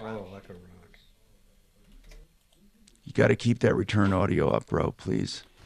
Denver Yes, it's only Mark. So Sorry, we're good. thank you. Again, they now. How much time do I have? I appreciate the heads up.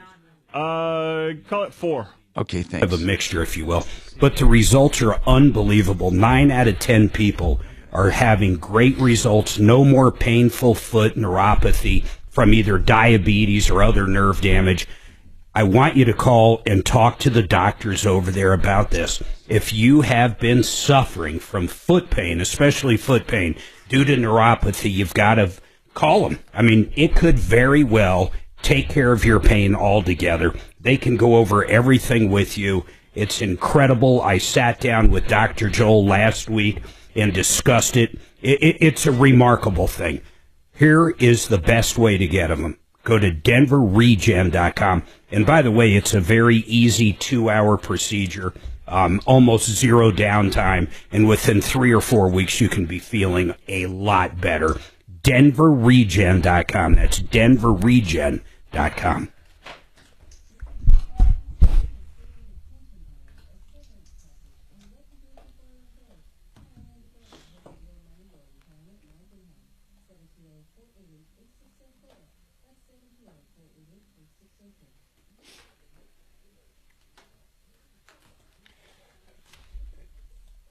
My house in Florida has a Tesla charging station built into it. Oh, that's cool. Is it actually Tesla? Yeah. Our new one, our X, has free supercharging for life. And I bought the full self-driving package instead of paying for a monthly. I love it, man. What does that cost you?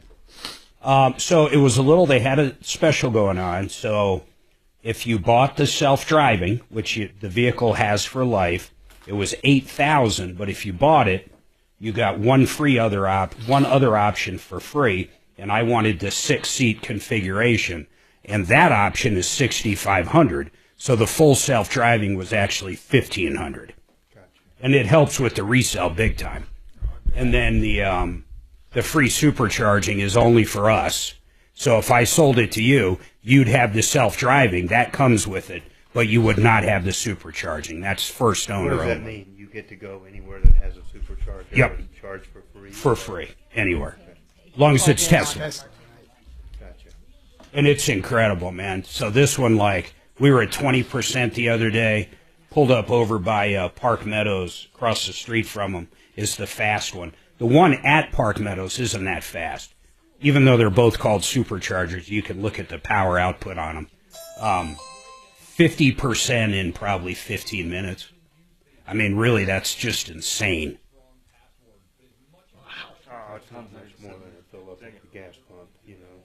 Well, when you go on a long trip with it, they do emulate that. It'll have me stop, if I leave Franktown, it'll usually have me stop at Buc-ee's. They have full self there. And charge for 5 minutes. That 5 minutes gives you 25%. And then you're on, and then about 2-3 hours later, you charge for, 5 to 7 minutes. It tries to emulate gas stations. I just think 15 minutes is not much more than a full tank of gas. No, not at all, especially if you're running in piss. Yeah, take it. But I don't know, man. I still don't think that's in our future, at least right now. The new Model S, the refresh, rumors, 500, they're going to call it the S Plus, 520. And I misunderstood what I was saying. 520. That's ridiculous. And it's going to be 800-volt system, meaning it should supercharge almost twice as fast, meaning you could pop 50% in about 6-7 minutes. You're talking 250 miles for 2.5. Your wife said, "Tell Mark it ain't really free when we charge at the mall." Yeah, I know, because she runs into the mall. Oh, she runs in. That's why we go across the street to the guest, to the damn other one. She's right though; it ain't free. She runs into the mall.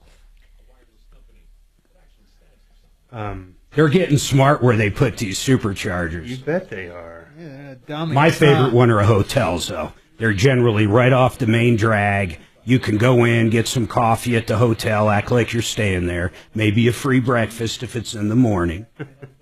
Bring your bathing suit. Oh. Right. Yeah, you should look up that show. That is It looked great. It's a good show. Yeah. And there's 75 episodes of it, 6 seasons. We just finished it last night. And so All of them? Yeah. You binged through it? Last one. We didn't binge through it. We've been watching it for months to get through 75 episodes. But it's a good one that you could sit down and watch a couple episodes in a night. And it's got some good characters and stuff. The thing that we didn't know about your little Teslas and stuff is, and in the hurricanes in Florida, there were a number of homes. K-House Studios. Trajan Wealth, your trusted local fiduciary advisors. TrajanWealth.com. 630 K-How, an iHeartRadio station.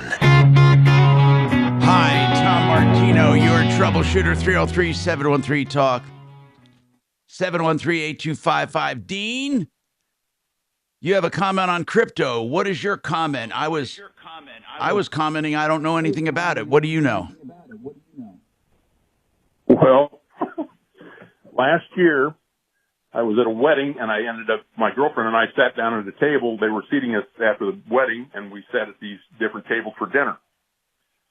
And we were paired up with another couple. And I'm sitting there, and the usual chit-chat. This guy that I'm sitting with, he introduces himself as Charles. And I didn't know who Charles is, and he just says, I'm heavy in mathematics. And, oh, okay, how about you? And I said, well, I did some aviation, this and that. And his girlfriend says, hey, honey, show him your airplane. Okay, now, here's where this goes. And I know a little bit about airplanes, you do too. Check out November 451 Victor Kilo. Okay, and I didn't know this except I'm looking at his cell phone and he shows me this thing. Yeah. Okay. Yeah. Have you found it? I'm looking. Go ahead. All right. It's a Black Hawk helicopter. Yeah. Well, not too many people own those things, and Right. I'm thinking, what's going on here? You know, and he's chatting this and that and the other thing, and then she says, honey, show him your other airplane. And I'm thinking that you don't know who you meet at these So parties. this guy's out of Longmont, Colorado. Yes, and that's where this wedding was. Okay, but all I know about him is his name's Charles, and this is going to go to this blockchain here in a minute. And his girlfriend says, honey, show him your other airplane. Check out this number, November 1089. Okay. What do you think about that one? Well, I mean, it's going to take me more that's than like a Russian jet. Okay, so It's anyway. a bombardier. It's a bombardier, 22 seats. Yeah. So I'm Yeah, sitting that's with a this corporate guy, and he jet. just says, I'm in. And this guy owns these two, and you just sit down with this guy. Well, come to find out, this guy's name is Charles Hodgkinson. You ever hear that name? No, I haven't. No. Okay. Well, he's one of the he owns a company now called Cardano, but he was one of he's the founder of Cardano, but he was one of the founders of Ethereum. Ever heard of them? No, I don't know any of those. No, I don't. I think that's a crypto, right? Ethereum or whatever. Yeah, and that's what this is. This is all blockchain stuff. Well, Cardano, which is Charles's operation, he has a heck of a website, if you want to learn about this, called the Cardano Academy. Ah. And it's a very, very lengthy website, of how you can learn about anything you want to know about blockchain. Oh, that's pretty cool. It says free. It's basically free education on blockchain. Yep, that's it. This guy. That's good. interesting. Thank you for that. What is the URL again, Mark? I just typed in Cardano blockchain, and you'll find it. It came up as first one. Okay. It's CardanoFoundation.org. CardanoFoundation.org. Wow, and so the guy basically just wants to educate people? Well, no, I mean, they're doing it. It looks like you can get certified, whatever the hell that means, and some other stuff. But yeah, there's some free stuff on here. And you just happen to run into him at a wedding. At a wedding, of all things, and I didn't know who this guy was, but we had a mutual. The guy whose daughter got married, he said, "Hey, there was a couple hundred people at this party, and we just got seated." Oh, that's pretty cool. And do you know what I love? Do you know what I love more than anything in the world? I swear to God, it's getting fewer and far between. I love when I meet people who are interesting. I mean, truly interesting. Not these boring, oh, God almighty, these people who think they're interesting. But I'm talking about, like, really interesting people who do stuff, or who know stuff. And especially when they're smarter than me. The smarter they are, the more I seem to be enamored because I love learning. And as you get older, I'm not saying you know everything, but as you get older, it gets more and more difficult to truly learn new things. Break time, buddy. He was last year, so he was, and since I've found out who this guy is, he's like 35, 36 years old, and I'm twice his age, and I'm listening to him. Well, hold on a second, because right. I want to hear about what you heard when you listened to him. I got to take this break. I'm Tom Martino, 303-713-8255.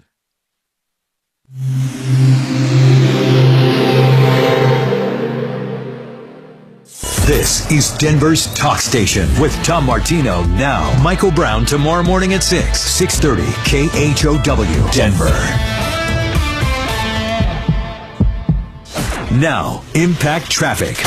This report is sponsored by Rapid Radios. For folks heading to DIA, I-70 eastbound, some slow driving between Peoria and 225. As a result, some stop and go on the 225 northbound off-ramp to I-70 eastbound. It's otherwise a fairly calm drive throughout the Denver metro. I-25 north and southbound, showing highway speeds through town. The same goes for I-70 east and westbound into and out of the high country. With traffic, I'm Mark Swan. Stay connected and stay productive with Rapid Radios. Business owners trust Rapid Radios for instant, reliable team communication with nationwide LTE coverage, push-to-talk convenience, and room for up to 200 units on one feed. Keeping connected's never been easier. Order now at rapidradios.com. I take financial planning and financial investing and advising very seriously. That's why I started my own company. After doing my own thing with my own advisors for me alone, I realized that there were other people in my position who truly wanted one thing, and that is the truth. They wanted someone to help them and advise them in investing their money, and people who had their money alongside them. Not these guys that preach something and do something else. Not these people who are selling you just annuities or just insurance. You want someone who looks at the whole picture. And I pledge to you to do that. Wave8wealthmanagement.com or wave8capital.com, the number 8. If you check us out, I promise you, you will see something different and possibly something you want in your life. And as I said, 100% of my money is in this company alongside yours. 303-771-HELP, 771-4357. Gravina's, they got the windows. If you need them, they got 50 different kinds. So you'll find one for you in the value, the budget, and in the purpose, the mission. They have all kinds of windows, and you need to find either a double hung or a swing out or a triple glaze, a double glaze, whatever you need. Argon gas. I mean, all I can tell you is this, okay? I can't come up with as many as they have. You just have to go visit them at 950 West Evans. That's the offshoot of the Dad, where Larry worked with his dad and then went to 950 West Evans, and now his son Nick's works with him. It is a great company with the heritage other companies wish they had. 303 Gravina. 303 Gravina. I mean, that's some How much really time do I have? crazy shit, man. 4.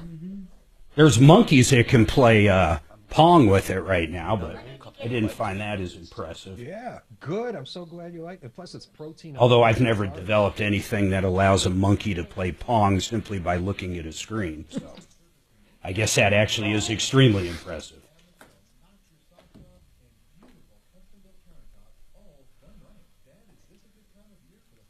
They're saying eventually not only would you be able to see, but you can see infrared, ultraviolet, radar wavelengths. Really?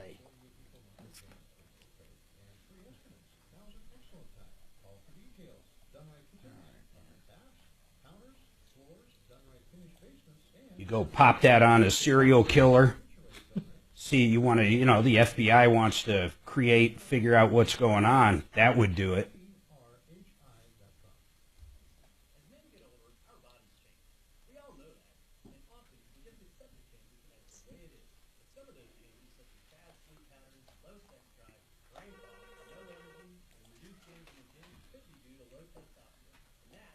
What guest do you have coming in tomorrow, Mark?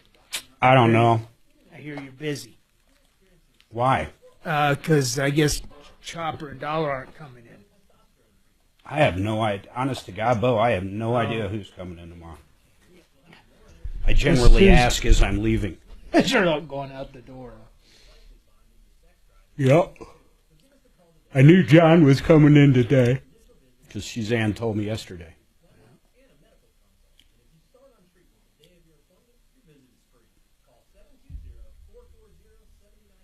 Okay. I'm guessing the Russian-Ukrainian negotiations today are not going to go well. Yeah, well, did you hear what they said? Like, they started at 8 a.m. and they were over at 8:15 or something ridiculous. Get You the know, first cup of coffee that's down not and that was it. negotiation. Okay. Eat the pecan roll and then call it good, We just killed $18 billion worth of my planes. We used to joke, jury trials and stuff that it'd go over lunch sometimes. It's like, yeah, they wanted the pizza, He came back and guilty, Did you ever have one where you were just shocked how fast the jury returned? Just stunned. Like you thought you might have had a chance, or you thought it was going one way, and you can generally tell, huh? My guys, when I did criminal defense, the very few trials I did, and there weren't a lot of them, no doubt, they were fucking guilty of shit. God, they were just fighting it to fight it. We put up a good fight, but at some point it's like all is lost. Sir, is that you on video stabbing that man? Yeah, exactly. That's me. But you got to understand. Yeah, we're talking sometimes, trials are about seeing who shows up at trial, and sometimes you got to gut up and set it. Yeah. And just see if today's your lucky day or not, And sometimes it was. Sometimes it wasn't. wasn't. Oh, not that witness. What happened? Damn. I used to see on Cops or something that this person had a shirt that said "No face, no case." I love Cops, man. Oil 25 for 25 cents per gallon bonus. That's code OIL25. Need a new roof? Call Excel Roofing, 303-761-6400.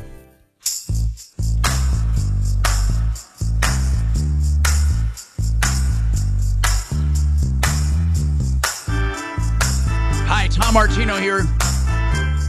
Dean's got a comment on crypto. He said he was at a place, a dinner, basically a wedding, and he met a man. And the man knew his way around crypto and a lot of other things. And I think, is he the father of this site, Cardano? Is that his name? Where does the name Cardano come from? That's an Italian name. It has something to do with mathematics, and that's what Charles is. He's a mathematic genius. Okay, and what does he do? What does Carl do? You mean Cardano? I mean Cardano. Sorry. Yeah, they're a cryptocurrency. They're one of the they're the fifth biggest Bitcoin companies in the world, and they have.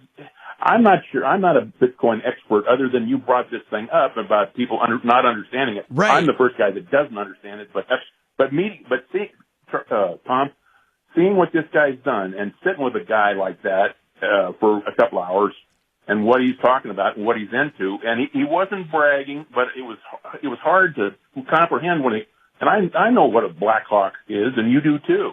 Yeah. Most people don't own those things, and then he shows me this other airplane. I'm thinking, who is this cat? Well, and I but listen. The thing that people own, I don't care what people own. Those are material things. What I care about is what people know, because there are a lot of idiots with money. There are a lot of empty idiots with money that have scammed people out of money and have gotten money in ill-gotten ways. So when somebody's got things, I don't give a damn about what they own or what they flash. What I care about is what they know. And this guy sounds like he knows, and I love that kind of stuff. He knows. You want to get an education. He was at a congressional hearing because the SEC was trying to bring this blockchain and crypto under SEC controls. Okay, and you know a little bit about the stock market. You're in that business now. Yes. And you're selling stocks, right? And you have SEC and FINRA and all that kind of stuff. Right. Well, the SEC is trying to bring him and his crypto industry under it, and he goes back to Congress. He was giving these senators, at his hearing, you ought to watch this. He's giving these senators lessons on this crypto, what it is, and why it should not be regulated by the SEC. It's fascinating. I don't know how long he spent back in Washington, D.C., but it's several hours of these congressional hearings, and none of these senators could keep up with him. Now, here's what is his full name, the guy that you sat next to? So his name is Charles Hoskinson. Charles Hoskinson. Hoskinson? And he's one of the... Why don't you spell that to me? Hoskinson. Okay. He is one of the co-founders of Ethereum. And then he also founded the second cryptocurrency, which is the topic of today's discussion, which is Cardano. It's a currency. It's got nothing to do with Bitcoin. So this guy's a genius. So I think it's important to separate two distinct issues. One is, how much money can you make by inventing cryptocurrency, as this guy did? And then the second issue is, how much money can people like you and I and Dean here make by speculating in cryptocurrencies? So the founder definitely did really well, and he bagged a couple of jets out of it and everything else. Yeah, he's worth almost $1 billion, not quite $1 billion. But I wouldn't draw any inference from that regarding like what the rest of us can do with either Ethereum, of course not, right? Cardano or anything else. So this is pretty fascinating, though, that you met the guy. Did he help you understand crypto better? No, he didn't. He never brought it up. He just said he was in mathematics. I ended up after he showed me those airplanes, though. I thought this guy's worth taking a look at, and either he, this is, some BS story he was telling me. At these parties, people tell you this stuff, but he's telling me this, and he threw something else. He says, "Are you a hunter?" And I said, "I used to." He says, if you like to hunt, I've got a little place up in Wyoming. I got 11,000 acre ranch up there, hunting ranch. 11,000 acres? Yeah, he says, I got bison on it. And it's true. He's got this. And then of all things, after that, a couple weeks later, I meet a woman that's a cook at his ranch up in Wyoming. Well, that's 11,000 acre ranch. Well, I think the now moral... you can't do this just talking. Yeah, well, I think the moral of the story, Dean, the moral of your story is that it pays really well to invent cryptocurrency. Well, or to invent it. That's what he did. Is Ethereum his coin? He was one of the co-founders of Ethereum, and he is the founder of Cardano, which is another cryptocurrency. Is Cardano in and of itself a currency? Yeah, it is. Yeah, it's a cryptocurrency. It's analogous to Bitcoin. How many are there going to be? I mean, truly, what's to prevent people from just inventing them again? There's nothing to prevent, but there are hundreds, if not thousands, of cryptocurrencies.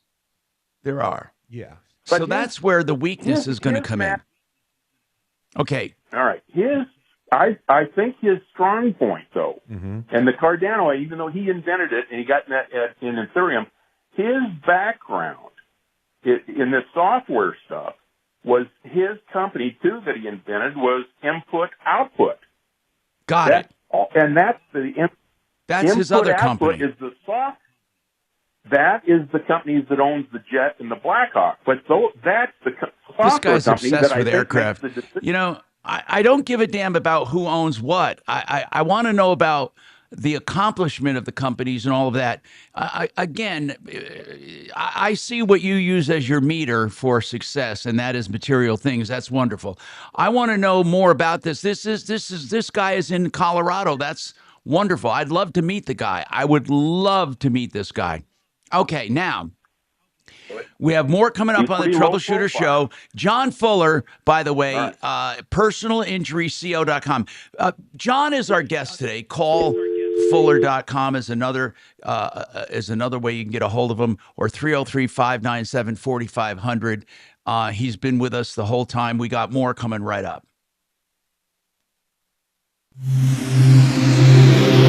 What are we doing for this bathroom remodel guy? Did we get him on the phone or not? Now, Kelly's working with him right now, trying to get the company on the line.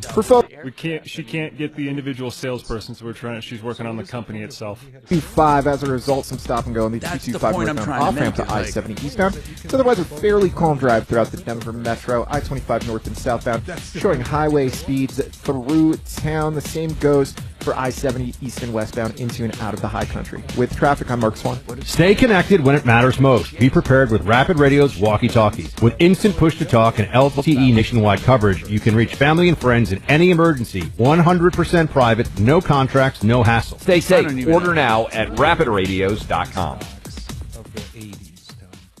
They pump and dump. Vestera Turnkey. That's the company you want to become a landlord with.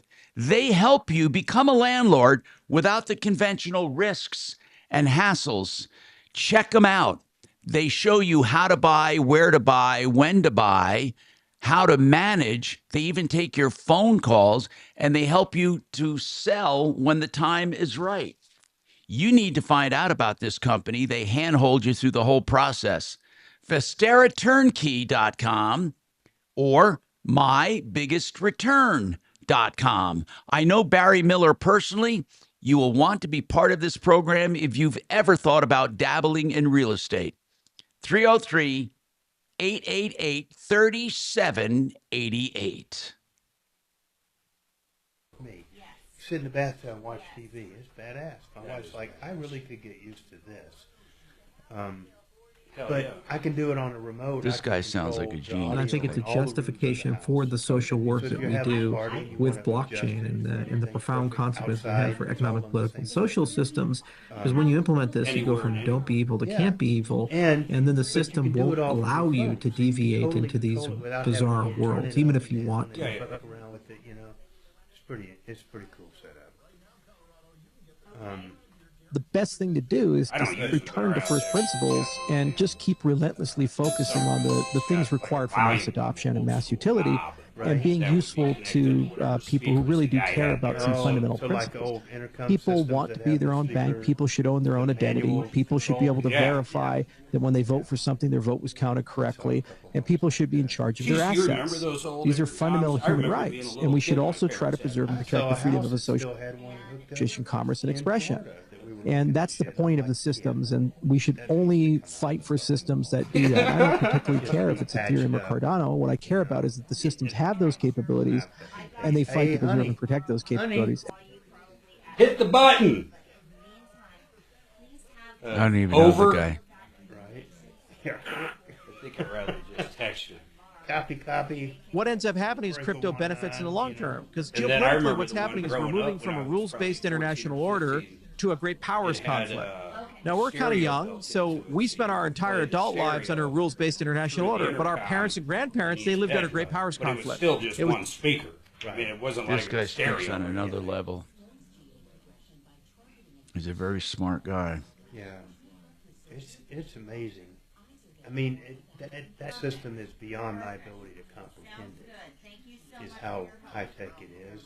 I've got our home in Thornton was like their super automated, high tech whatever home for Lamar. That might which be included basically the best. System. one of the Everything toughest is phone out calls of I've best. ever had to handle.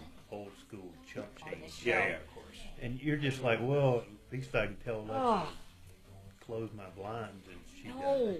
does it, Yeah. The This one best is day was the mother and daughter and the guy with that that got control arrested. core, man.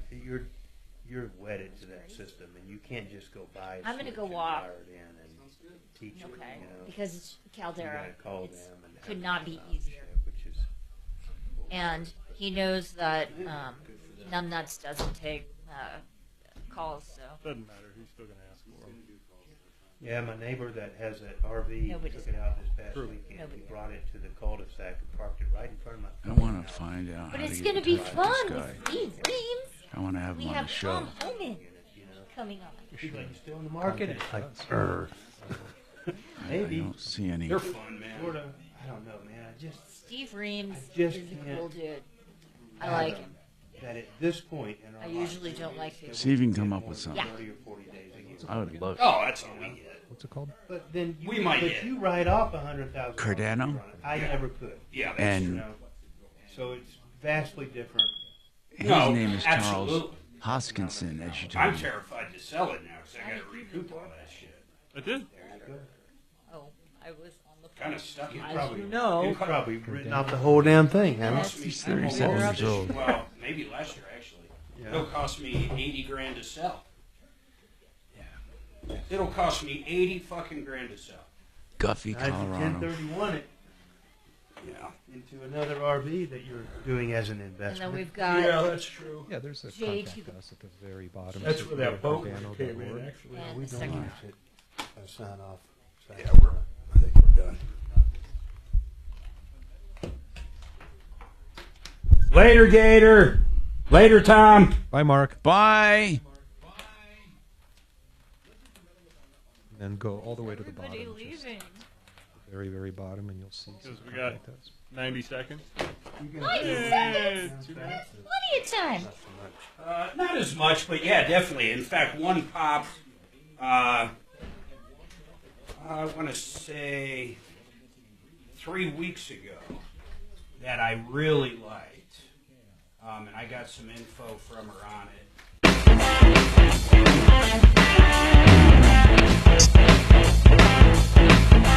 Hi, Tom Martino, your troubleshooter. 303-713-TALK, 713-255.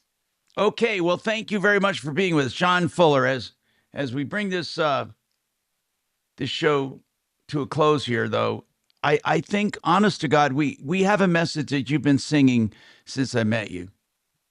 And that is, you cannot depend on the laws of minimum insurance coverage to take care of you. That there's more likely a chance than not, that the person who hits you will not be insured to take care of you.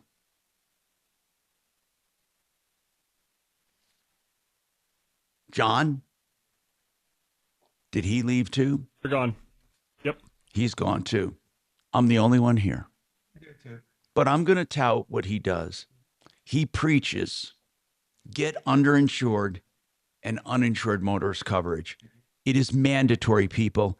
there's an 85% chance, 85%, that when someone hits you, they do not have adequate coverage to protect you.